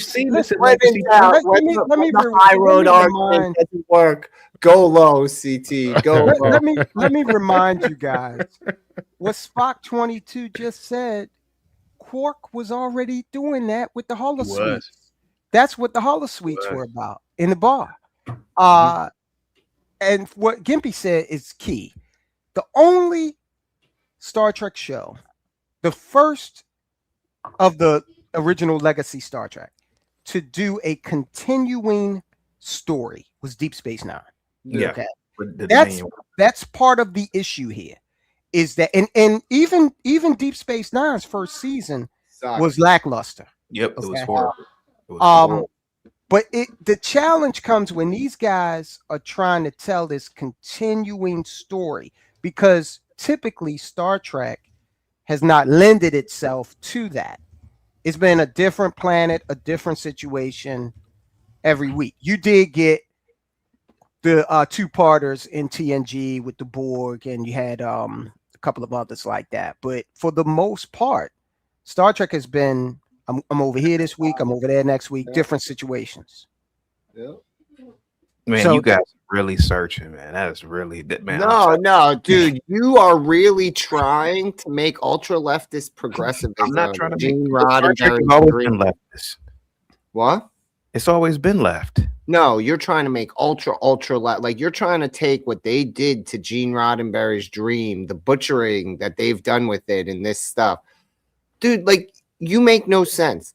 You think that this that's on my TV behind me, because I was rewatching it to give you a second chance to see if maybe I missed something, maybe that the horrific cringiness, blood curling that I felt the first time wouldn't be there the second time, but it was worse. Thank you for that. Is actually what Gene Roddenberry wanted. Gene Roddenberry did not want forced propagandized leftist bullshit. He wanted real actual issues to be represented and morally contended in a way that made everyone feel uplifted. You know, there's only been 3 episodes so far. Yeah, just the first episode, the first 20 minutes of the first episode alone tells you that these people only care about pushing one ideology. On a college campus, bro. What are you talking about? No, dude, it's how they get there. So let me ask, does this Go ahead, does this show something about, I guess, where we are, you know, as a country? Like, are we tired of the DEI wokeness? Is that going no down a drain, or is there is it just, you know, like to TC's point, like just a reflection of reality, or maybe we don't want that to be the reality anymore? Like, because the ratings of the show are very, very poor right now. I mean, the initial reception of the show is very, very. Well, he's one of the 4 out of 10 that's giving it a thumbs up. So, but does the reflection of this kind of reflect something about the culture, or does it just represent that it's a bad show? Here's the problem: it is a bad show, but here's the other issue with it. There's too much Star Trek right now, there's too much Star Wars. They were great when you only caught up with them every few years. It's oversaturated, number one. The other thing is, sure, CT is right. Star Trek has always gotten into left-leaning causes, like environmentalism, for example, right? One of the highest-grossing original crew Star Trek movies is Star Trek 4, the Voyage Home, where it was a big-time environmentalist message there. But the story and the way it was written and told didn't try to jam it down your throat in telling it. It was very subtle. The underlying environmental message was very subtle, and it was delivered in the Star Trek package. It was like this, okay? Star Trek should be something that you can glom onto at any point, right? It shouldn't be like a soap opera where you got to figure out all the players and catch up with a theme. Guy was discussing Sinners, and he was trying to explain to people why it was up for so many Academy Awards. And he was saying, because it takes an hour for the vampires to appear on screen. People were interested in what was going on in Sinners even before the horror aspect started, which was the bulk of the show. Star Trek should be like when you go and you watch the Voyage Home. Yeah, it's Star Trek, but it's a fun ride. Okay, it's not preachy, even though it is about environmentalism. Okay, CT, do you feel like it's preachy or what? Star Trek has always been preachy, but I want to, man. Okay, Logic, you never watched Star Trek, right? One of my favorite captains, Captain Sisko, best captain. 30-something years ago, this went over people's heads, and you can kind of see it now with Logic and Gimpy. These people are populist. They like, you know, it was popular. 30 years ago, people forgot to go. Now, imagine if we had social media 30 years ago. I got you. I hear you. About to go somewhere with Cisco. I know. Didn't Cisco pollute an entire planet? Yeah, it made it uninhabitable. He damn sure did. No, yeah. that was just a part. Hey man, I don't smoke weed, but it was one of my weed moments. I think about, you know, when you high and something happened on TV, you're like, yo, I'm like, yo, he literally poisoned an entire planet. Yeah. And then we're supposed to, he goes right to the next scene. Like nothing happened. Right. To me, bro, you wouldn't get that now without any backlash. People will say, yo, what the fuck? Like, yo, whoa. He did what? And so this is what I'm saying about the beauty of social media and the beauty of the fact that a lot of what we watched back in the day was just nostalgia. maybe we need to watch these shows with these types of people in it. Because I'm telling you, man, like nobody talked about that. Nobody talked about the forced relocation of these Indians, man. You know, we're making it seem like the Star Trek of yesteryear was like this show that was just so. I mean, yeah, it was great, but I think now, man, we're like we are reimagining the legacy shows. Oh yeah, they were so moral and upright, and everybody was good looking. And no, that's not what we're saying. No. I'm not saying that's what you were saying. I'm saying what I'm saying is that my beef is with the critics, like this little young 21-year-old girl who's never watched an episode of Star Trek to save her damn life. Look, it's true. It is absolutely true that we do run the risk of romanticizing something from our past. Exactly. I get that. But if you're honest and you look back, look at the original series. Kirk stole a cloaking device, okay, from the Romulans. Yeah. The Admiralty, especially as you get into always corrupt. Always corrupt. Okay. They always had that thing. The Admiralty was even remember even in Brock the TOS Peters? shows, man. Even in the original series shows, they showed that the leadership was questionable. And Yeah, they did. Yeah, so they did. Again, like that's Gene Roddenberry's point. It's blended in. All this. I'm sorry. My whole thing is with you, CT, is modern Star Trek is not a representation of what the original creator wanted it to be. I'm sorry. It's not.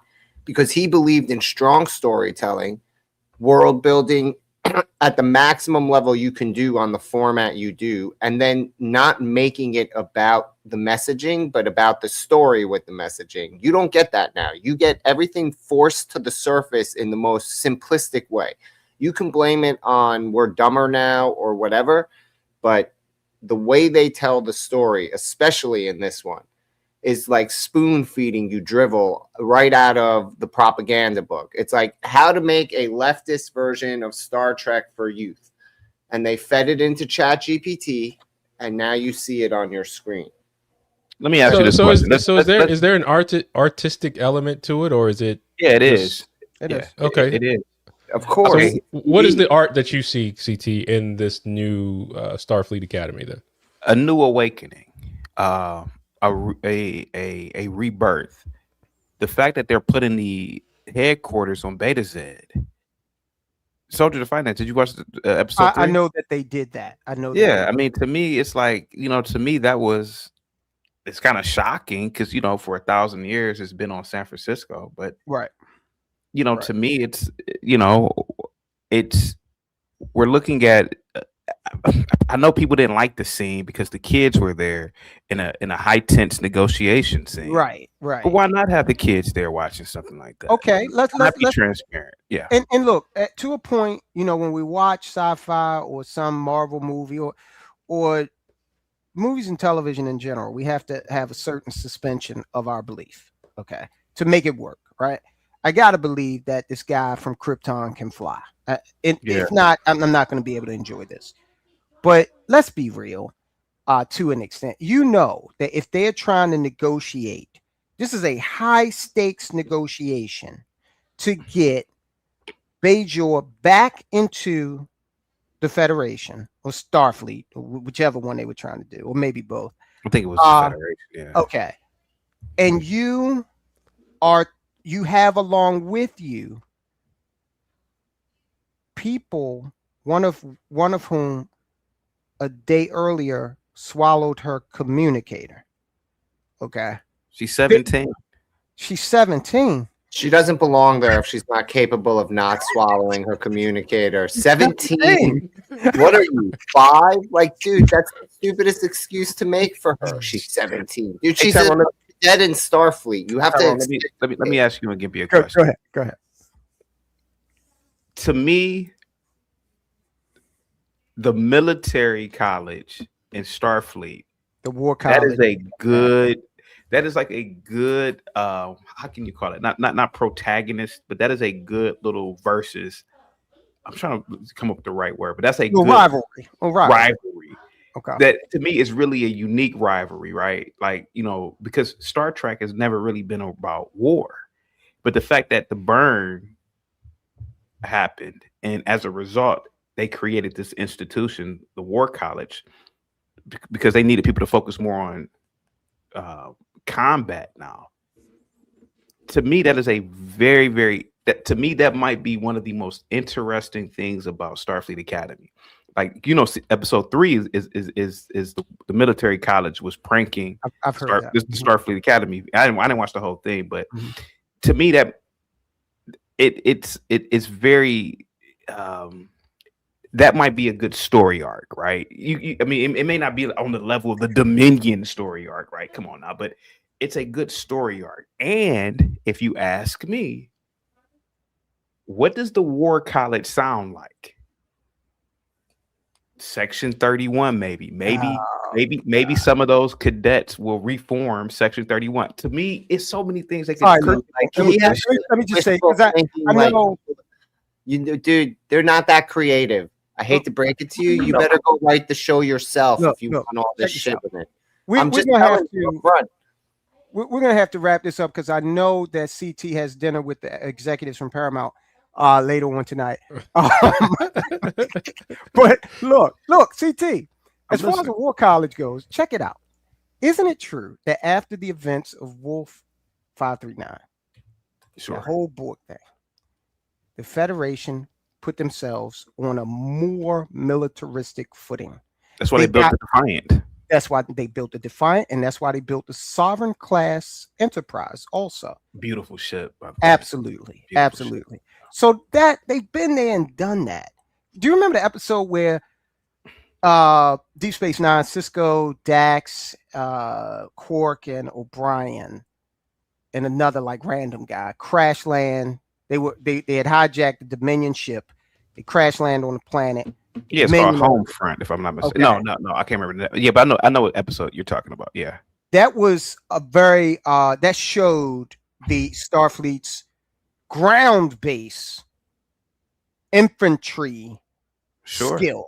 Okay, so not to mention, even we've never seen this portrayed in cinema or in television, but there was the Federation Romulan War. Okay, that occurred after Archer's time. Yeah, you had that. So the Federation is no stranger to this War College thing. They're not pacifists. I see what they. I'll leave it open. I won't. By the way, based on that, but they've been there, done that. As an argument, DS9 with Section 31 proves that they were never actually a peaceful research and exploration mission. That's all a cover for a massive military machine that's trying to conquer the galaxy through democracy. You could think, I would agree. DS9's whole, like, one of the key elements it's trying to tell as a major plot piece is that the Federation was never actually peaceful. Peace is, it's like Roman peace. Yeah, we come in peace until you say no. Once you say no, because in DS9 you learn that they have illegal observations on planets all over. That's the first time you learn about stuff like that. Yeah. They violate the first the Prime Directive all the time. Like the Prime Directive is purely forward facing. Internally, it has no value within the command structure of Starfleet. You see constantly that everything about the peace mission, the science mission is overridden for the military, the tactical. It's never done. That's the whole thing, is it's always our crew comes in and they do it the way it's supposed to be done on the book, despite Starfleet telling them to do it the way that it would be militarily, tactically advantageous. And that's what makes them the hero, because they still solve the day without doing it the wrong way. Bullshit. How many times is that the plot line of an episode and whatnot? Well,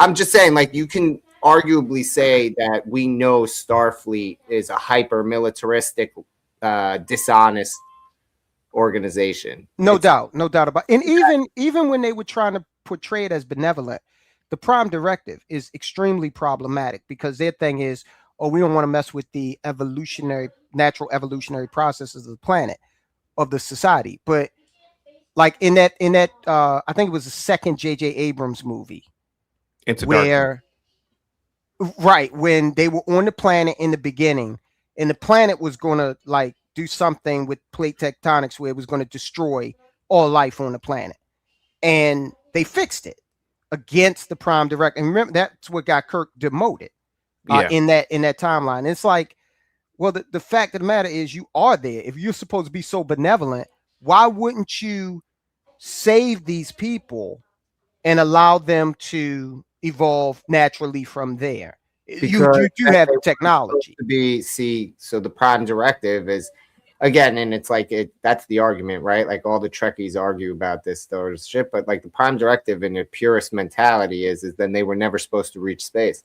If the planet's going to explode on them, who are we to?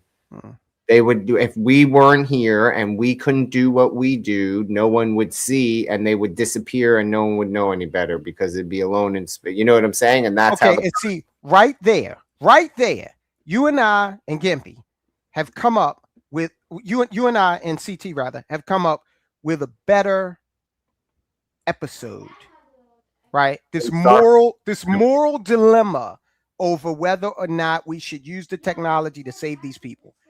You will never see anything that thought-provoking on Starfleet Academy. I guarantee it. Ever. I'm with you. I co-sign on that statement. But you may see some of the Minnesota protesters appear on an episode here and there every now and then. Oh, I guarantee you, just like they had what's her name? Stacey Abrams as president of the Federation. So what was wrong with that? I mean, we've seen what was wrong with in my opinion, an election in real life, and now we're supposed to think she's the president of the Federation. Yeah, okay, buddy. Hey, look, okay, that's not propaganda and leftist. Like, dude, go get your coffee. Listen, also he could get his fucking coffee every day. All I saw was a politician who was in an acting role. It's not. Yeah. You have to win an office to qualify as a politician. Right. This is what we got to do, Gimpy. We got to go on and watch one of these episodes, because I swear in the closing credits, you're going to see, look for it. You're going to see Chaotic Truth Live, executive producer. You're going to see that. Social media, like it'll be Chaotic Truth Live, executive director of social media. Right. All right, guys, make sure you hit that like button, share, and subscribe to Just the Guys podcast. Also like CT show at Chaotic Truth Live on YouTube, as well as Soldiers of Finance. Thank you so much. Logic, real quick. Yeah, go ahead. You've listened to Tyrone and Gimpy talk. Did you notice something about their discourse? They really didn't talk about the show or the episode. Well, if you really listen to it, Tyrone said he hasn't seen it. And he hasn't seen it. Gimpy said he was rewatching the first part of the first episode. Okay. So, I mean, there's that. So, Gimpy, was the acting terrible? Except for Paul Giamatti and Holly Hunter or whatever her name is.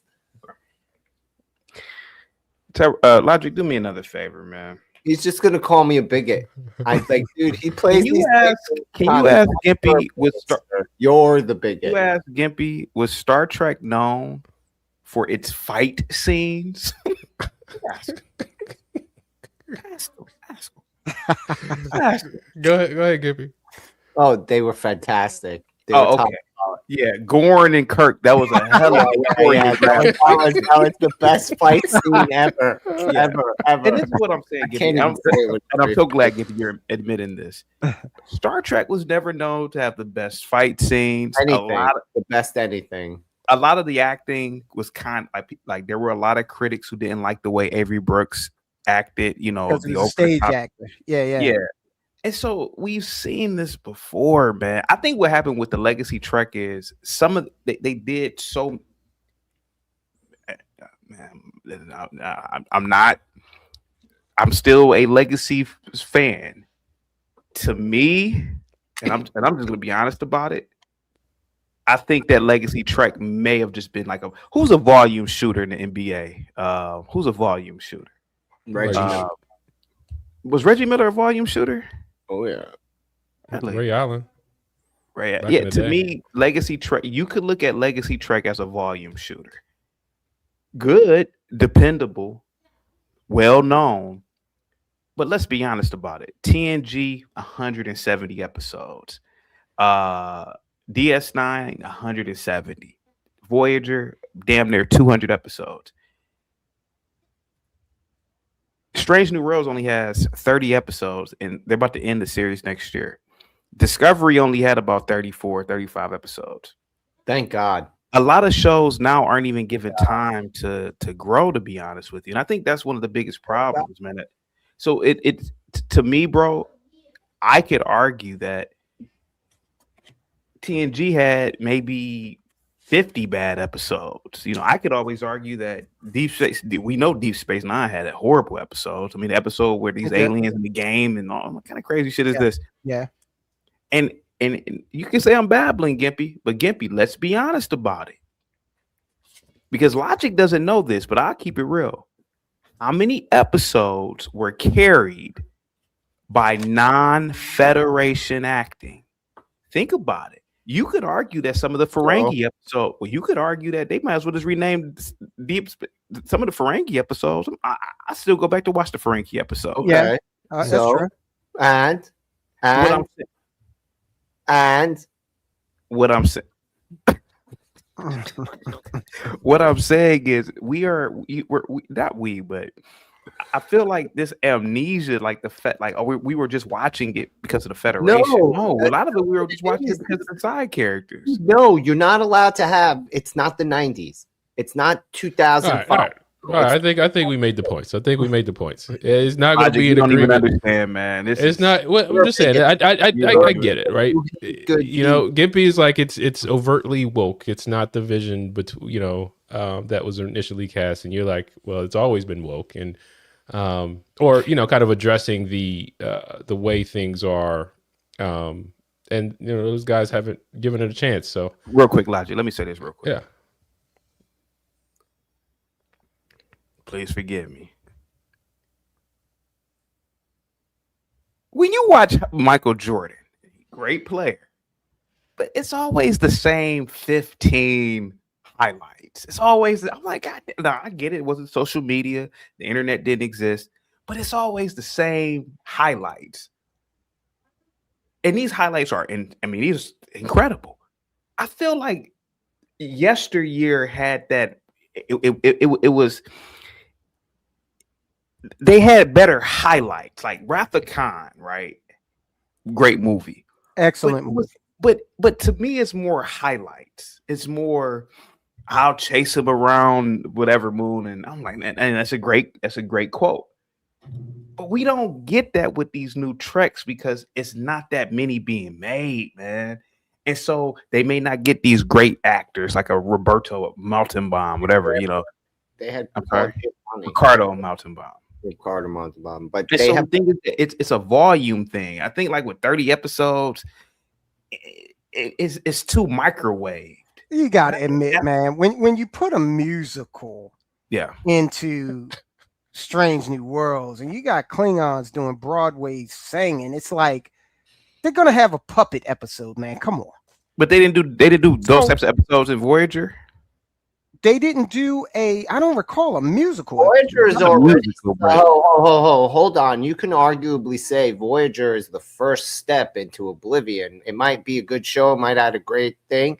Yeah, where they started prioritizing some of the stuff that they take and They had holodeck episodes where they were a lot of pushback. Voyager in the beginning for having a female captain. Voyager was the weakest. Voyager was what you could arguably say was what ended Legacy Trek. Is Voyager. Yeah, it was a good Remember, it was show. Voyager, Yeah, and it was ultimately, they did well by it, but that's not what they started with. They were going in a very different direction with it to begin with. Well, part of the reason for that is because, like, okay, you had the Maquis element on there, right? And so B'Elanna, no, she was the most dislikable character in the entire franchise, right? Yeah. Then they had Kess on there, and they were like, "What do we do with this?" You got to admit, they breathed new life into that show when they brought Jerry Ryan on there, and put her in that leotard. That's what. Well, let me tell you something. That wasn't diversity that did that. You're right. It wasn't progressivism. It was sex sells, short man. Sex sells. Yeah, you're right. I'm not gonna lie to you. I thought she was attractive, and I watched it because of that. Yeah, That's the problem. You know, I was too busy watching it for the sexual reasons, and that might not be a good thing, Gimpy. Now, for me, it was a good thing, but the thing of the matter is that I want to focus more on the characters. Who is this man, folks? But Yeah, I don't think know about that. it. Think about it. Now, I granted, don't know. Seven's character was super smart. Right. She had a great story arc. Yeah, But you let's were be honest. watching her for her diction. Let's Yeah, be honest, bro. 50% of that was sexual. You know, I'm over here as a kid, like, oh, I can't wait to Jerry Ryan. Maybe it's a good thing to put fat, non-attractive women in scenes so that we can really watch the story. Are you going to come back and watch though, man? That's the question. No. Dude, no one So wants that's why maybe They deserve the Academy, but not them. Look, let's just settle this right here. Outside of CT, there's no one left who wants to see a fat autistic hologram figure out what it is to be human. I'm You guys. sorry. Yeah. So, want some political analysis? How can you? What is that? What is Let's relate this to politics. Some political analysis. Instead, we're laughing about Star Whatever I Trek. just thought there was some political analysis going on here. Instead, we were laughing about Star Trek. No, Star Trek is politics, solid snicker. Yeah, it's all politics. What do they say? Culture, politics is downstream Yeah. from culture. Yep. They are connected. They are connected. Well, anyway, I know, like I said, CT, those executives over there at Paramount, they got the helicopter waiting for you. You've done an adequate job tonight, and I'm sure there will be rich rewards, gold press platinum for you. The Cisco must rejoin the profits now. Hey, All right, Tyrone, but before you go, soldiers, I wanted to get your reaction to this Minnesota guy. The guy that got shot earlier. No, the one that's saying that we need to go out and fight. I have Is that another. Okay, go ahead. Sorry about that.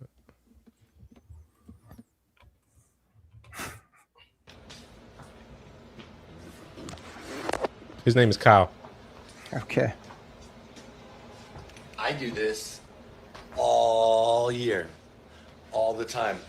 I'm out and about like this because I do it for me all year.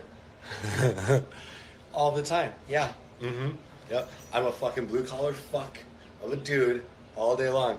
And then at least a few times every week, I like to get real clean and pretty and go out, shoot pool or get dinner, maybe go dance. You never fucking know, right?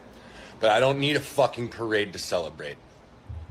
I don't need to be groped and harassed and fat catcalled. And This is the same guys here. Kyle, I'm Antifa, and there's so much rage in me that I've had to record this like 15 times trying to get the message out. They fucked up, okay? Go The watch same my guy. videos. Doesn't matter if you're not here and you're not caught up. You missed the fucking fight. But if you are, If it's mental time to suit illness up. ever had a face. Boots on the ground. Nicollet and fucking 26th. My house is 4 blocks away. Anywhere between Franklin and Nicollet and 26th and Nicollet. Show up, ready to go. Okay, not talking about peaceful protests anymore. We're not talking about having polite conversations anymore. I am talking specifically to my fucking followers. This is everything I have fucking talked about, and this is exactly what I said was gonna happen. Okay. Well, you asked for my reaction. The first outfit seems a little inappropriate for the winter in Minneapolis. That's my first observation. Second, folk are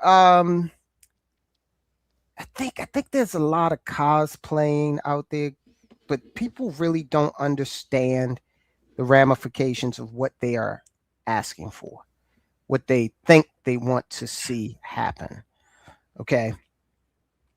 I'll just leave it at that. I think this is a bunch of people, and Gimpy, you and I kind of discussed this last week. We were saying, and CT, I know you'll agree with this.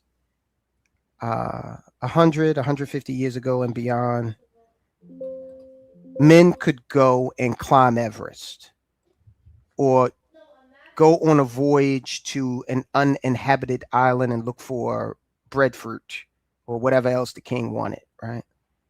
You could have your adventures. You could find meaning in your life. But today, because society is what it is and it's rather tame and, strictured, and people are so concerned with material gain, that this is how folk are finding meaning in their life, even though it doesn't make sense. Grown men are blowing whistles as if that's actually going to stop ICE's apprehension of these people. It's just ridiculous. And I think that guy, he put a face on the ridiculousness of it. He looks like Elliot Offen, by the way. Tyrone, before you leave, today is January 24th, is 8/20. Remember this. I can almost bet Sam is going to be on the level of a 7 of 9 or Worf. She's going to be a very, very famous young lady. That girl playing her. She's going to be very, that girl's like, that character is going to be like one of those, like you're going to watch the show back. I'll take that bet any day of the week. I'll take it twice. Oh, y'all heard it here, guys. I will take that bet twice, buddy. She's a cute girl, and she has like this lovable nature about her. So I don't know what it is, man, but I feel the show isn't going to live long enough for that to matter. I think it'll last 7 years. Nope. The Cisco will now rejoin the Prophets. Thank you so much. All right, Peace man. to you all.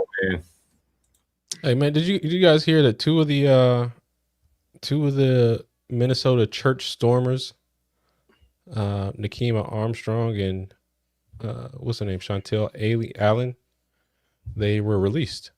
Of course, the women were released. They kept the man and they let the women go. This is wild. They were released. So you talking about justice being served? I don't know, man. I don't know if it's gonna happen. Were they released with the charges dropped, or were they released on their own recognizance? Well, I think the judges just released them. I don't know what. I They just see it on dropped Twitter. charges. They said they just released them. Yeah. So judge. That's crazy. Whatever. The country needs to go boom so that everybody realize how much they have to lose, since everybody seems to think they can take it for granted.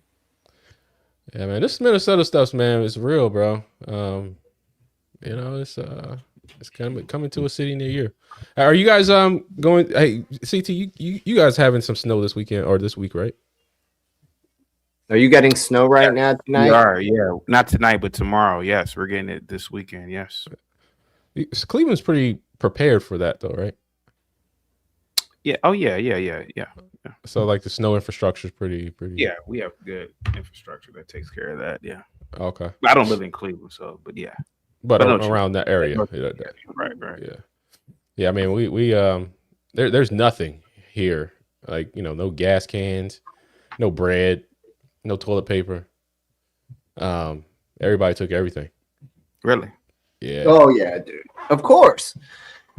They told them that snowpocalypse was coming. I mean, I did some, like, you have to do a little bit of extra here because if, like, there's a flurry, they shut everything down. So there's a good chance that you might Monday, you might not really be able to get out of your house. Plus, snow removal sucks around here in general. Yeah. So how many anti-ice protests do you think we'll see this weekend? In Baltimore, I hope in the middle of the snowstorm there's one. Do you think anybody of them got confused? They said ICE is coming to 20 million Americans. Yeah, right. Well, dude, did you hear about this? That there are ex-law enforcement, off-duty law enforcement that would go around the country and around places where ICE is about to do enforcement and do it nearby and pretend and let that leak to all the leftists so that they would come and harass these fake ICE. Yeah. While real ICE was doing their job. So, hey, God bless. Whatever it takes. That's funny. Man, I wanted to talk about this this black preacher thing. Did you guys see that Drewski skit? Yeah, I talked about it already, but go ahead. Oh, yeah. Oh yeah. No, I mean, I'm just asking. But But well, I guess what was your thoughts on that then?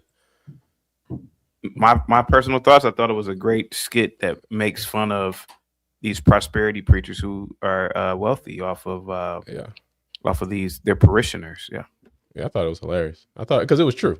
It was true. Yeah, it was true. Yeah. But I wanted to let me play this for you because I want to get your reaction to this one. Because there was this white guy that said blacks need to go to a white church.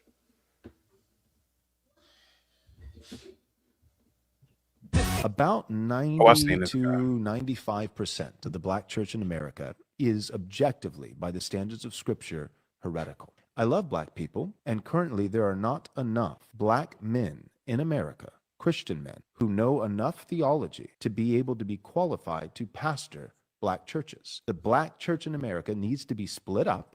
It needs to go and find a good God-fearing white church with biblically qualified men so that they can hear the real gospel of Jesus Christ and come to saving faith in him. So I want to pause it right there. Before we get this preacher's response. But what are your take on that? 1000%. A lot of the Protestant churches that are black, particularly Baptist church, a lot of these guys are former drug dealers, former like if they're old black men, probably former pimps, former street guys who found another hustle, and they are not well read. They haven't truly studied the Bible.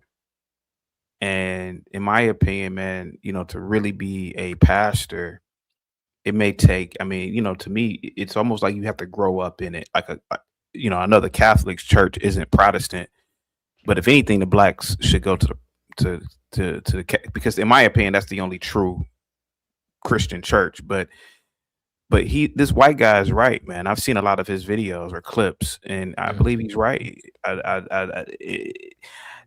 If you do go the Protestant route, blacks probably should go to white churches because most black churches are just entertainment, to be honest with you, man. Entertainment, catching the Holy Ghost, and eating bad food afterwards, man. Because I grew up in the Baptist church, man. It was and looking back at it, man, it's a failed institution, man. At least from the way I see it. So, but I've gone to white churches that are Protestant, Methodist, Lutheran. Never gone to a white Baptist church. I don't think a lot of whites are Baptists where we're at, but it does seem to be more orderly, and it does appear as though the white pastors, they typically are well read in theology, particularly. So, well, I find it interesting. Yeah, so I find it interesting about what's considered white too in this conversation. Because Vadi Bakum recently passed back in September. I think it was September, or it might have been October. But Vadi Bakum recently passed, but you didn't see the black church not outrage, but fanfare of, or celebration of his life, right? You didn't see that. Richard Smallwood passed away, which is a famous gospel singer, passed away, I think right around Christmas time. And you saw, the black church kind of respond to that, but not for someone like Vadi Bakum. And, so what's defined as white, right, is oftentimes someone who talks a certain way, says a certain thing. So so there's a lot of, things, and I don't think people consider I don't like using the word nuance, but the nuance or really the facts of the situation. And, they respond mostly off emotion, right? So every response that we get is a surface. Now, black people are really good at providing deep surface responses. Call and response. But I'm saying, like, if you do something to a black person, right, without thinking, and I'm not trying to classify all black people, but without thinking, they can rip you a new one, just and it'd be like, it's like, where all that come from? But it still be a surface response. It's nothing in depth, no in-depth analysis, no real retort. But I want to continue playing this video because Jason, who's was a really good musician, did provide a response to this video. It has, tons of views, 7,000 comments at this point. So he has a preacher's response. Say that 90 to 95% of black preachers preach heresy with no proof. You didn't provide any sources, no proof, nothing. Now he did the audio like that, so that's not me. So sorry about that. Right? When you say something like that, let me help you. You're not exposing error. You're revealing fear of voices you cannot control. So think about that. Listen to that response right there. So he said the white guy didn't provide any data per se, but he said 90 to 95% of churches are practicing heresy. And it was just a comment. But then he's like, I don't know, just like black people are just brilliant at doing this. Like this response of making you feel something so you don't even have to think about it. You no longer have to now consider what the white guy was saying, because now, oh man, this preacher now is making me feel a certain type of way, and I like to feel that way. What do you thought? What are your thoughts? To be honest with you, and I don't know, man, because this could get me. I could stay for a couple of hours on this one. Logic, you may not like this answer, man. Every non-Catholic church, man, in my opinion, is preaching heresy. To be honest with you, man, the Protestant church in itself is heresy. So what are your facts? All heresy is the deviation from established doctrine, bro. I mean, the fact that you have these breakaway churches, the Baptist, the Methodist, the Lutheran, they literally broke away from an institution that, that you could argue, man, had thousands of years of codified law, ritual. I mean, even supposedly the first pope was only 100 years removed from Christ or something. I can't remember exactly but the first pope was New Peter or so. I can't remember exactly, man. But but I've always thought about this growing up. I've always thought that these churches were not true Christian churches. Because, for example, the Baptist church, we talked about this a couple of weeks ago, but I grew up in the Baptist church, but when we would go to other churches, the pastor was talking about something totally different because there were no set standards of teachings, unlike in the Catholic church where it just comes down from history and I mean, not just the Pope, but they have like an institution that maintains this culture. The Baptist church is just a free for all, if you ask me. And these other churches, from what I've seen, this is a really good argument. The only reason why I side with the white guy in this sense is it does appear that a lot of these white churches typically are less emotion, less call and response, and more, hey guys, we're gonna read the Bible here. Turn to 2 Thessalonians 5:4. And the Lord said, so to me, I'm more or less talking about order. Yeah. But to me, both churches, both black and white Protestant churches are here, they practice heresy. Right, so let's keep going. Gippy, you going to chime in here, man? Because I know you just like it's not. I don't think Gippy could. Go ahead, Gippy. He's like outside looking in. I just don't care. Yeah. I like this is the stupidest thing that you guys argue about all the time. If you don't like these churches, stop going to them. They'll go out of business because they won't be able to get your money in donation. Yeah. By complaining about this shit and then still going to them, you just are complaining about the shit you're patronizing. So let's talk about it. Let's keep going. Hear this: if intelligence disqualifies black preachers, the data disqualifies your accusations. Listen to me. Here's a source. The National Congregation Study 2018 to 2019 says 43% of black preachers hold graduate degrees. Hear me, listen. Compared to the 41% of white evangelical lead pastors. This is so to me, I mean, again, like this is where, like, how many preachers and ministers and apostles and people previously needed a degree to minister or to lead a church? And what's concerning about this to me is that there's there's an ideology in general that's ingrained in becoming a pastor or becoming a preacher now, and he's clearly saying to me that black pastors are more trained or more indoctrinated as preachers versus it coming naturally, right? It's one that's you're gifted with. Again, this is just something that I observe, right? I don't know if it's right or it's wrong. It's just, to me, like when you're going to a schooling system, the schooling system is the one that's the authority versus, seeking God, right? That's just what I think. What are your thoughts, CT? All right, go ahead. Man, don't kill the conversation, man. I'm not trying to kill it. I just don't understand the mentality here on this. The people he's talking to will only listen to what he's saying anyhow.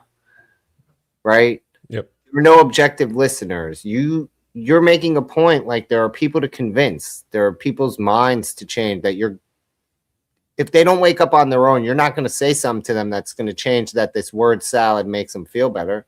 I mean, how do you know, man? Because I mean, that's why we all share. Like it's because the industry of black churches is thriving. Look at all the pastors driving $100,000 cars. So I would argue that the reality you see on the ground demonstrates that their business is good and business is booming. So no, you're not going to. These people want to be told that they can accept this form of irresponsibility as a lifestyle. They don't want to be held accountable. They don't want to hear what you have to say. What you have to say is hard and unyielding. It's take responsibility. It's live a life. It's do actual good instead of talk about it. But they don't want any of that. They want what this dude is selling. Yeah. This guy is telling you that, first of all, this guy is telling you that level of education in the secular world equates to ability to preach the word of God, a religious thing. The two things are not the same. In fact, most religions make a distinction between the fact that university is a secular thing and what you learn in your religious study is a religious thing. They have separate schooling for it, all the way up to the university level. So, like, the argument already is a false argument when from the very gate where he's saying, well, let me talk about statistics. Why does your statistic matter? Who cares how many graduate degrees they have? How about how much time have they spent studying the word of God that they're preaching? How many of them have PhDs in actual theology? Their graduate degrees are in stupid shit. What do you call it, CT? Underwater basket weaving? Underwater basket weaving, yeah. But I'm just saying, like, the people he's talking to want this humanity light bullshit so that they can feel better about doing nothing to make their lives and blame everyone else for their problems. All right, what you got, CT? No, I mean, I already said what I had to say. I look at, man, dude, to be honest, again, man, I just look at this guy. He's babbling, and I agree with Gimpy, man. I've seen it. I've seen these people with degrees and they don't have degrees in theology, or they go to some bullshit made up theology college and they give themselves degrees that aren't, you know. I saw that with what's that dude from TYT? I saw it growing up with a lot of. I saw it growing up with people who would say that they were ordained because they went to some shit that people made up. You know, I went to such and such Bible college, and I'm like, oh my God, they got stupid shit. And so you saw that joint with Rashad Richey? I didn't see the stuff with Rashad Richey. No, Uh, the dude from TYT, like all the degrees that he done got. I did see it. Yeah, and you know, I just really have my opinions on it, man. I just really feel like the Catholic Church is the only true Christian church, to be completely honest with you, man. You know, Imperius is so proud of you right now, sir. I mean, that's one thing. I mean, despite the fact that Imperius is a vile, sometime racist, sometime misogynist, he's right about that to a degree, man. I mean, the Protestant churches don't have a line of succession. I could get really deep with it. I think I can, but I just think this guy is just babbling at this point. You know, now he's talking about college degrees. College degrees didn't even exist 500 years ago. They didn't exist. Well, depending on, they didn't exist the way that they do now. Wholesale degrees. He just making shit up at this point. All right, let's see what else he made up next. Let's see what he made up next. What the data said. Here's some more data from the National Congregation Study. Over 67% of all U.S. lead pastors have attended theological school. Hear me. And black pastors, Black pastors attended seminary at a comparable or higher rate than white pastors. You bet not say amen. I got one more stat for you. Then I mean, you just give me. I mean, it doesn't matter if these people are because their works don't prove it. And I think that's the problem. Like Gimpy said, you know, at the end of the day, you got all these degrees and you may have gone to theological school, but for some reason, the neighborhood where your church is in is dilapidated. You're driving a Ferrari.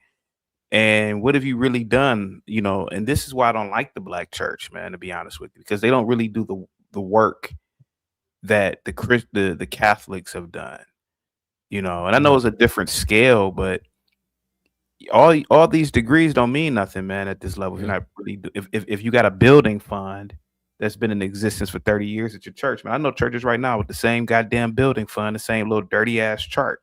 It don't mean nothing, man, but you got a PhD. Okay, so what? You have a PhD. All right, and what does it matter? Yeah, here you go. I'm going to close this sermon. According to the Baptist World Alliance and Associated Reports, the National Baptist Convention. So all of these guys are communist organizations, by the way. In the USA has apparently You don't say. 1.5 million members in over 30,000 congregations, making it one of the largest predominantly African-American Christian denominations in the United States. If majority of black preachers are preaching heresy, Christianity's global growth would collapse. You said you love us and you want us to be saved, but we can only do that if we're under right leadership. I mean, I can't believe he let something that foul come out of his mouth, walking around smelling like a handful of pennies. You want black gift, but not black authority. Got it. So let me close this message by giving you the title of the message. The topic of this sermon to this brother that made the video is, what is a chessboard without black spaces? And I'll stop it right there, because he goes more into again, that's the most moronic, drivel-filled closing in the history of closings ever. Oh, he goes a little bit longer into the chessboard without white spaces. That shit is nonsense. It's the chessboard. You need both faces, black and white, and you know the chessboard was black and white before black and white that you're referencing was a thing. Yeah. So that doesn't really work out for your whole. They would have to coincide with each other, but that's. But to me, man, again, I think the black church has been co-opted again by an anti-God religion. On the white church too, man. I know. Anything that wants to be progressive, anything that wants to embrace that you have to be more not what you are now, but something different. They're all corrupted now because for the last 25 years, your communist buddies have been infiltrating them because they've been welcoming them with open arms. Yeah. I want to play just one more. I mean, dude, not respond, but dude, just my proof, man. Just my proof.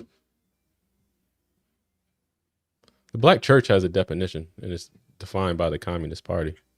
You. All right, I go play it. I go mess with y'all. You play it. Huh? You've played it already.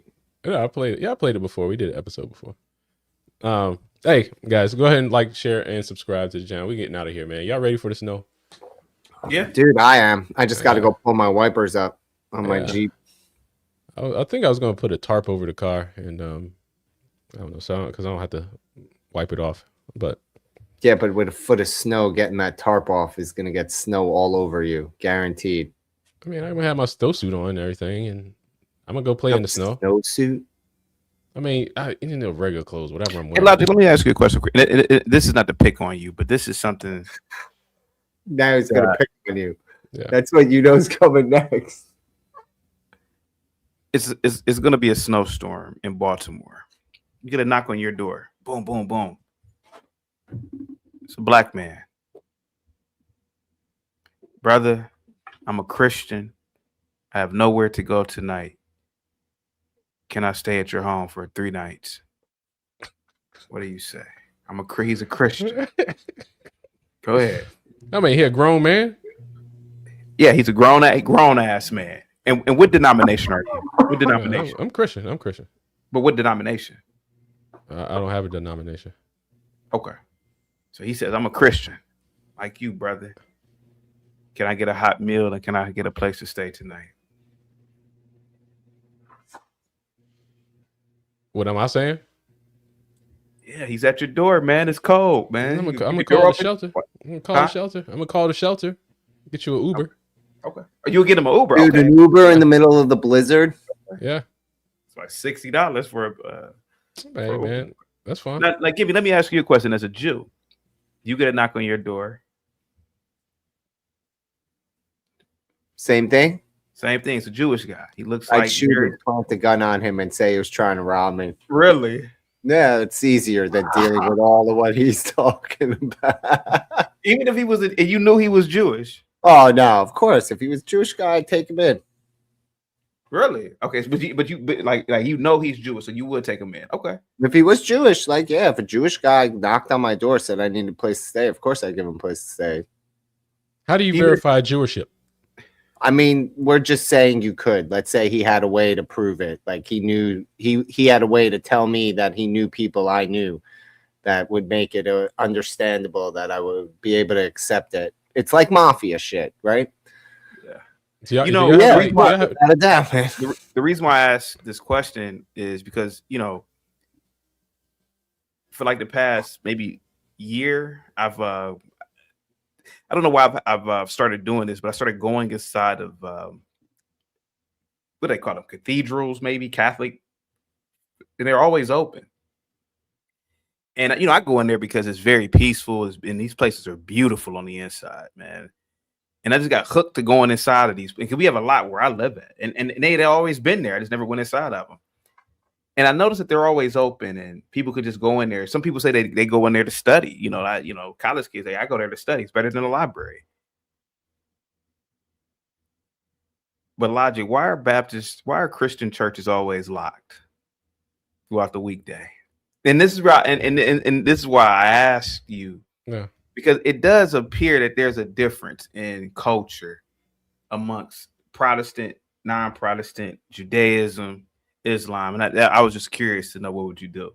Now, if it was just you and your wife, no kids involved, you didn't have any, you don't have any kids. If it was you and your wife and a man knocked on your door, he's 34 years old, he's a grown ass man, and you knew he was Christian, would you let him stay? So here's the thing, right? Okay. It is a case by case basis. Okay. And it is kind of how you can sense about the person. You know what I mean? Like, I don't know, like, because I've helped people out before. You know what I'm saying? I've done that before. You know what I mean? Like, help somebody else, and now if you're telling me 3 days, now I mean, how do you know it's 3 days? Like, if there is a genuine, and you can tell, I think you can tell. If there's a genuine need, I'm more than happy to help. But it's not, and I get accused of being too nice sometimes, too kind sometimes. All the time. All the time. See, but I do like helping people, and that is legitimately me. I do like helping people. I don't know if I could help everybody though. But I do say this though. I'd like to be able to be resourceful. So if I can't help them, then I try to be somebody that can direct you to someone who could as well. So yeah. Okay. Yeah. My camera's frozen. I actually accidentally hit it, but Gimpy, you say that if you knew he was a Jew, you're letting him in. Okay. Yeah, dude, it wouldn't even be a question. I'd let him stay as long as he needed.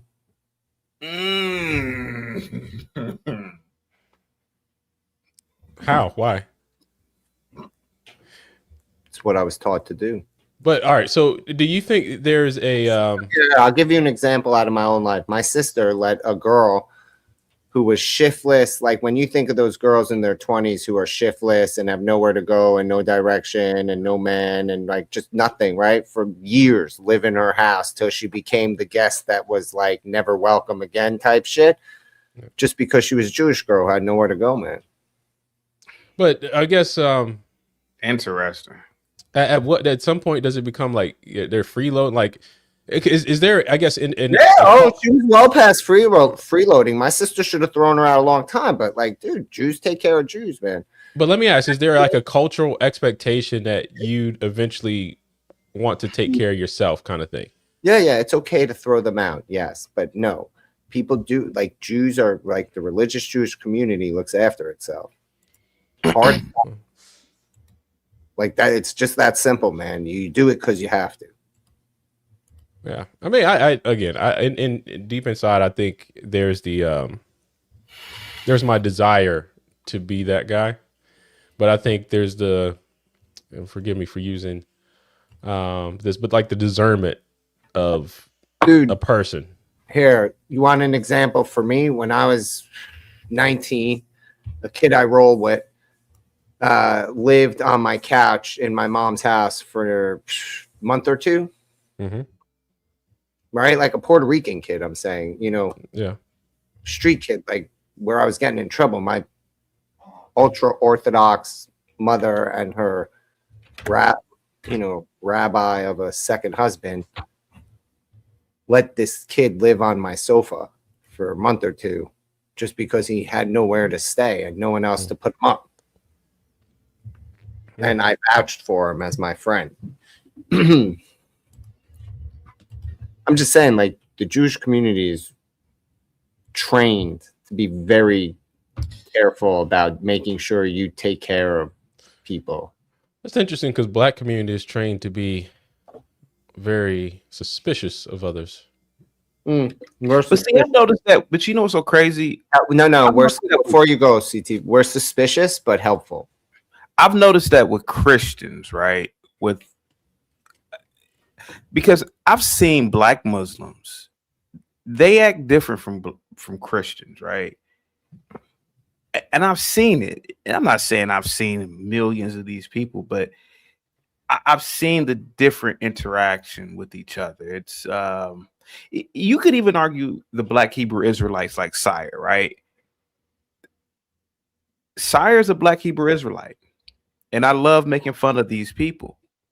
But I bet if a Black Hebrew Israelite knocked on Sire's door, Sire, and he knew that was a Hebrew Israelite, he'll let that person in.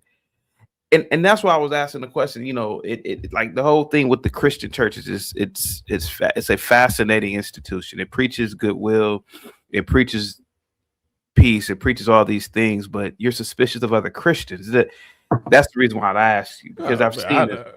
I don't know if I get that you're making the label he is a Christian, and granted, I have no way to verify. Anybody can say anything, but I think it does again come down to I'm calling it discernment because again you can tell. You can tell. I think when you're just some people say it's a vibe or whatever, but it's Majora spirit. I think you can tell. I think because if something is going to make you uneasy, if something is making you uneasy, like you can sense it, and even a fellow Christian. Yeah, really. Again, this is you call him Chino, Christian in name only, but I don't know. You don't know at that point. So shout out to Kung Fu CJ.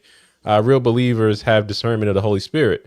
We let him lead us when it comes to charity. Because I noticed that a lot of Christian churches are just closed. Like, it's not a welcoming environment other than Sunday, right? And I disagree with that. I understand what you're saying, so I disagree with that. I was a few months ago. I haven't ran in a long time, so I'll take walks. It's a Catholic church in my area. And I just went in there. It was like 9:00 at night, and they were practicing. Or maybe it was a little bit earlier. Well, maybe not 9. Maybe it was a little earlier. Maybe like 7 or 8. But they were practicing their Gregorian chants and shit. And I just sat there and listened. Nobody said, "Who are you? Why are you here?" It was sort of like you're just a human being. It's like whatever the fuck. Yeah. And so, but if that was a Baptist church or something, and you happen to get in, they be like, "Who you, man? Who you?" And I'm not saying that, but I'm not. It's just like it's like a. It's just a difference. So let me say this: does the churches you go, do the churches that you've been sitting in, do they have a drum set? You mean the Catholic churches or cathedrals? Yeah. Hell no. Do they have a keyboard? No, they have organs. So which are massive and can't be moved. Yeah, they have organs like built into the. Yeah. So I think a lot of churches now are just kind of afraid of, not kind of, but are afraid of stuff missing. You know, those keyboards, the keyboard itself is $2,000. A nice drum set, you know, just the kit itself is $800, and then you got cymbals that is another $1,500. But why doesn't and this is what and so that white guy and this black guy, and I've always wondered this about the Christian churches, right? But why doesn't the Baptist church build in stone? You know, build one huge stone facility and say to the other churches, "Hey man, we're just going to use this one." So you're going to build a stone structure. I'm just using my imagination, right? Yeah. We're going to build an organ. we're going to collectively come together and build all these things so these things won't get stolen. Nobody can burn this Nobody can burn this house down. Nobody can steal from here. Well, I mean, I don't know. I don't know. I mean, I don't know. I mean, you're bringing up some interesting, points here, because why are there so many church buildings? It's pretty much like why is there? Because like the Catholic Church, it is pretty organized, right? Like they may have four places of worship in an entire region. You know, like in Northeast Ohio, it's like maybe 4 or 5, maybe 5, maybe. Yeah, and the buildings become iconic too. Yeah. Like the one in downtown Baltimore is pretty iconic. The Basilica. Yeah. I mean, it's interesting because in Baltimore alone, and this was an old stat, had 3,400 registered churches. Yeah, and that's ridiculous, man. I remember back in the 90s, man, it was like a goddamn, like, especially in any black community, it was churches on every goddamn corner. It was so fragmented that, and I kind of see what this white guy is at least saying. The black church it's too tribal almost, But that's, Frank Zanu said. Frank Zanu, yeah. Mm-hmm. Yeah, I mean, that's part of black culture. I do think blacks in general are pretty tribal and communal. Naturally. Yeah. All right, dude. I'm getting out of here because I gotta eat food. Yeah, man. Go ahead, bro. All right, make sure you guys like, share, subscribe. Just the Guys podcast. It's been another great episode. CT, last words. Live long and prosper. All right, there we go. There we go. All right, guys. We out.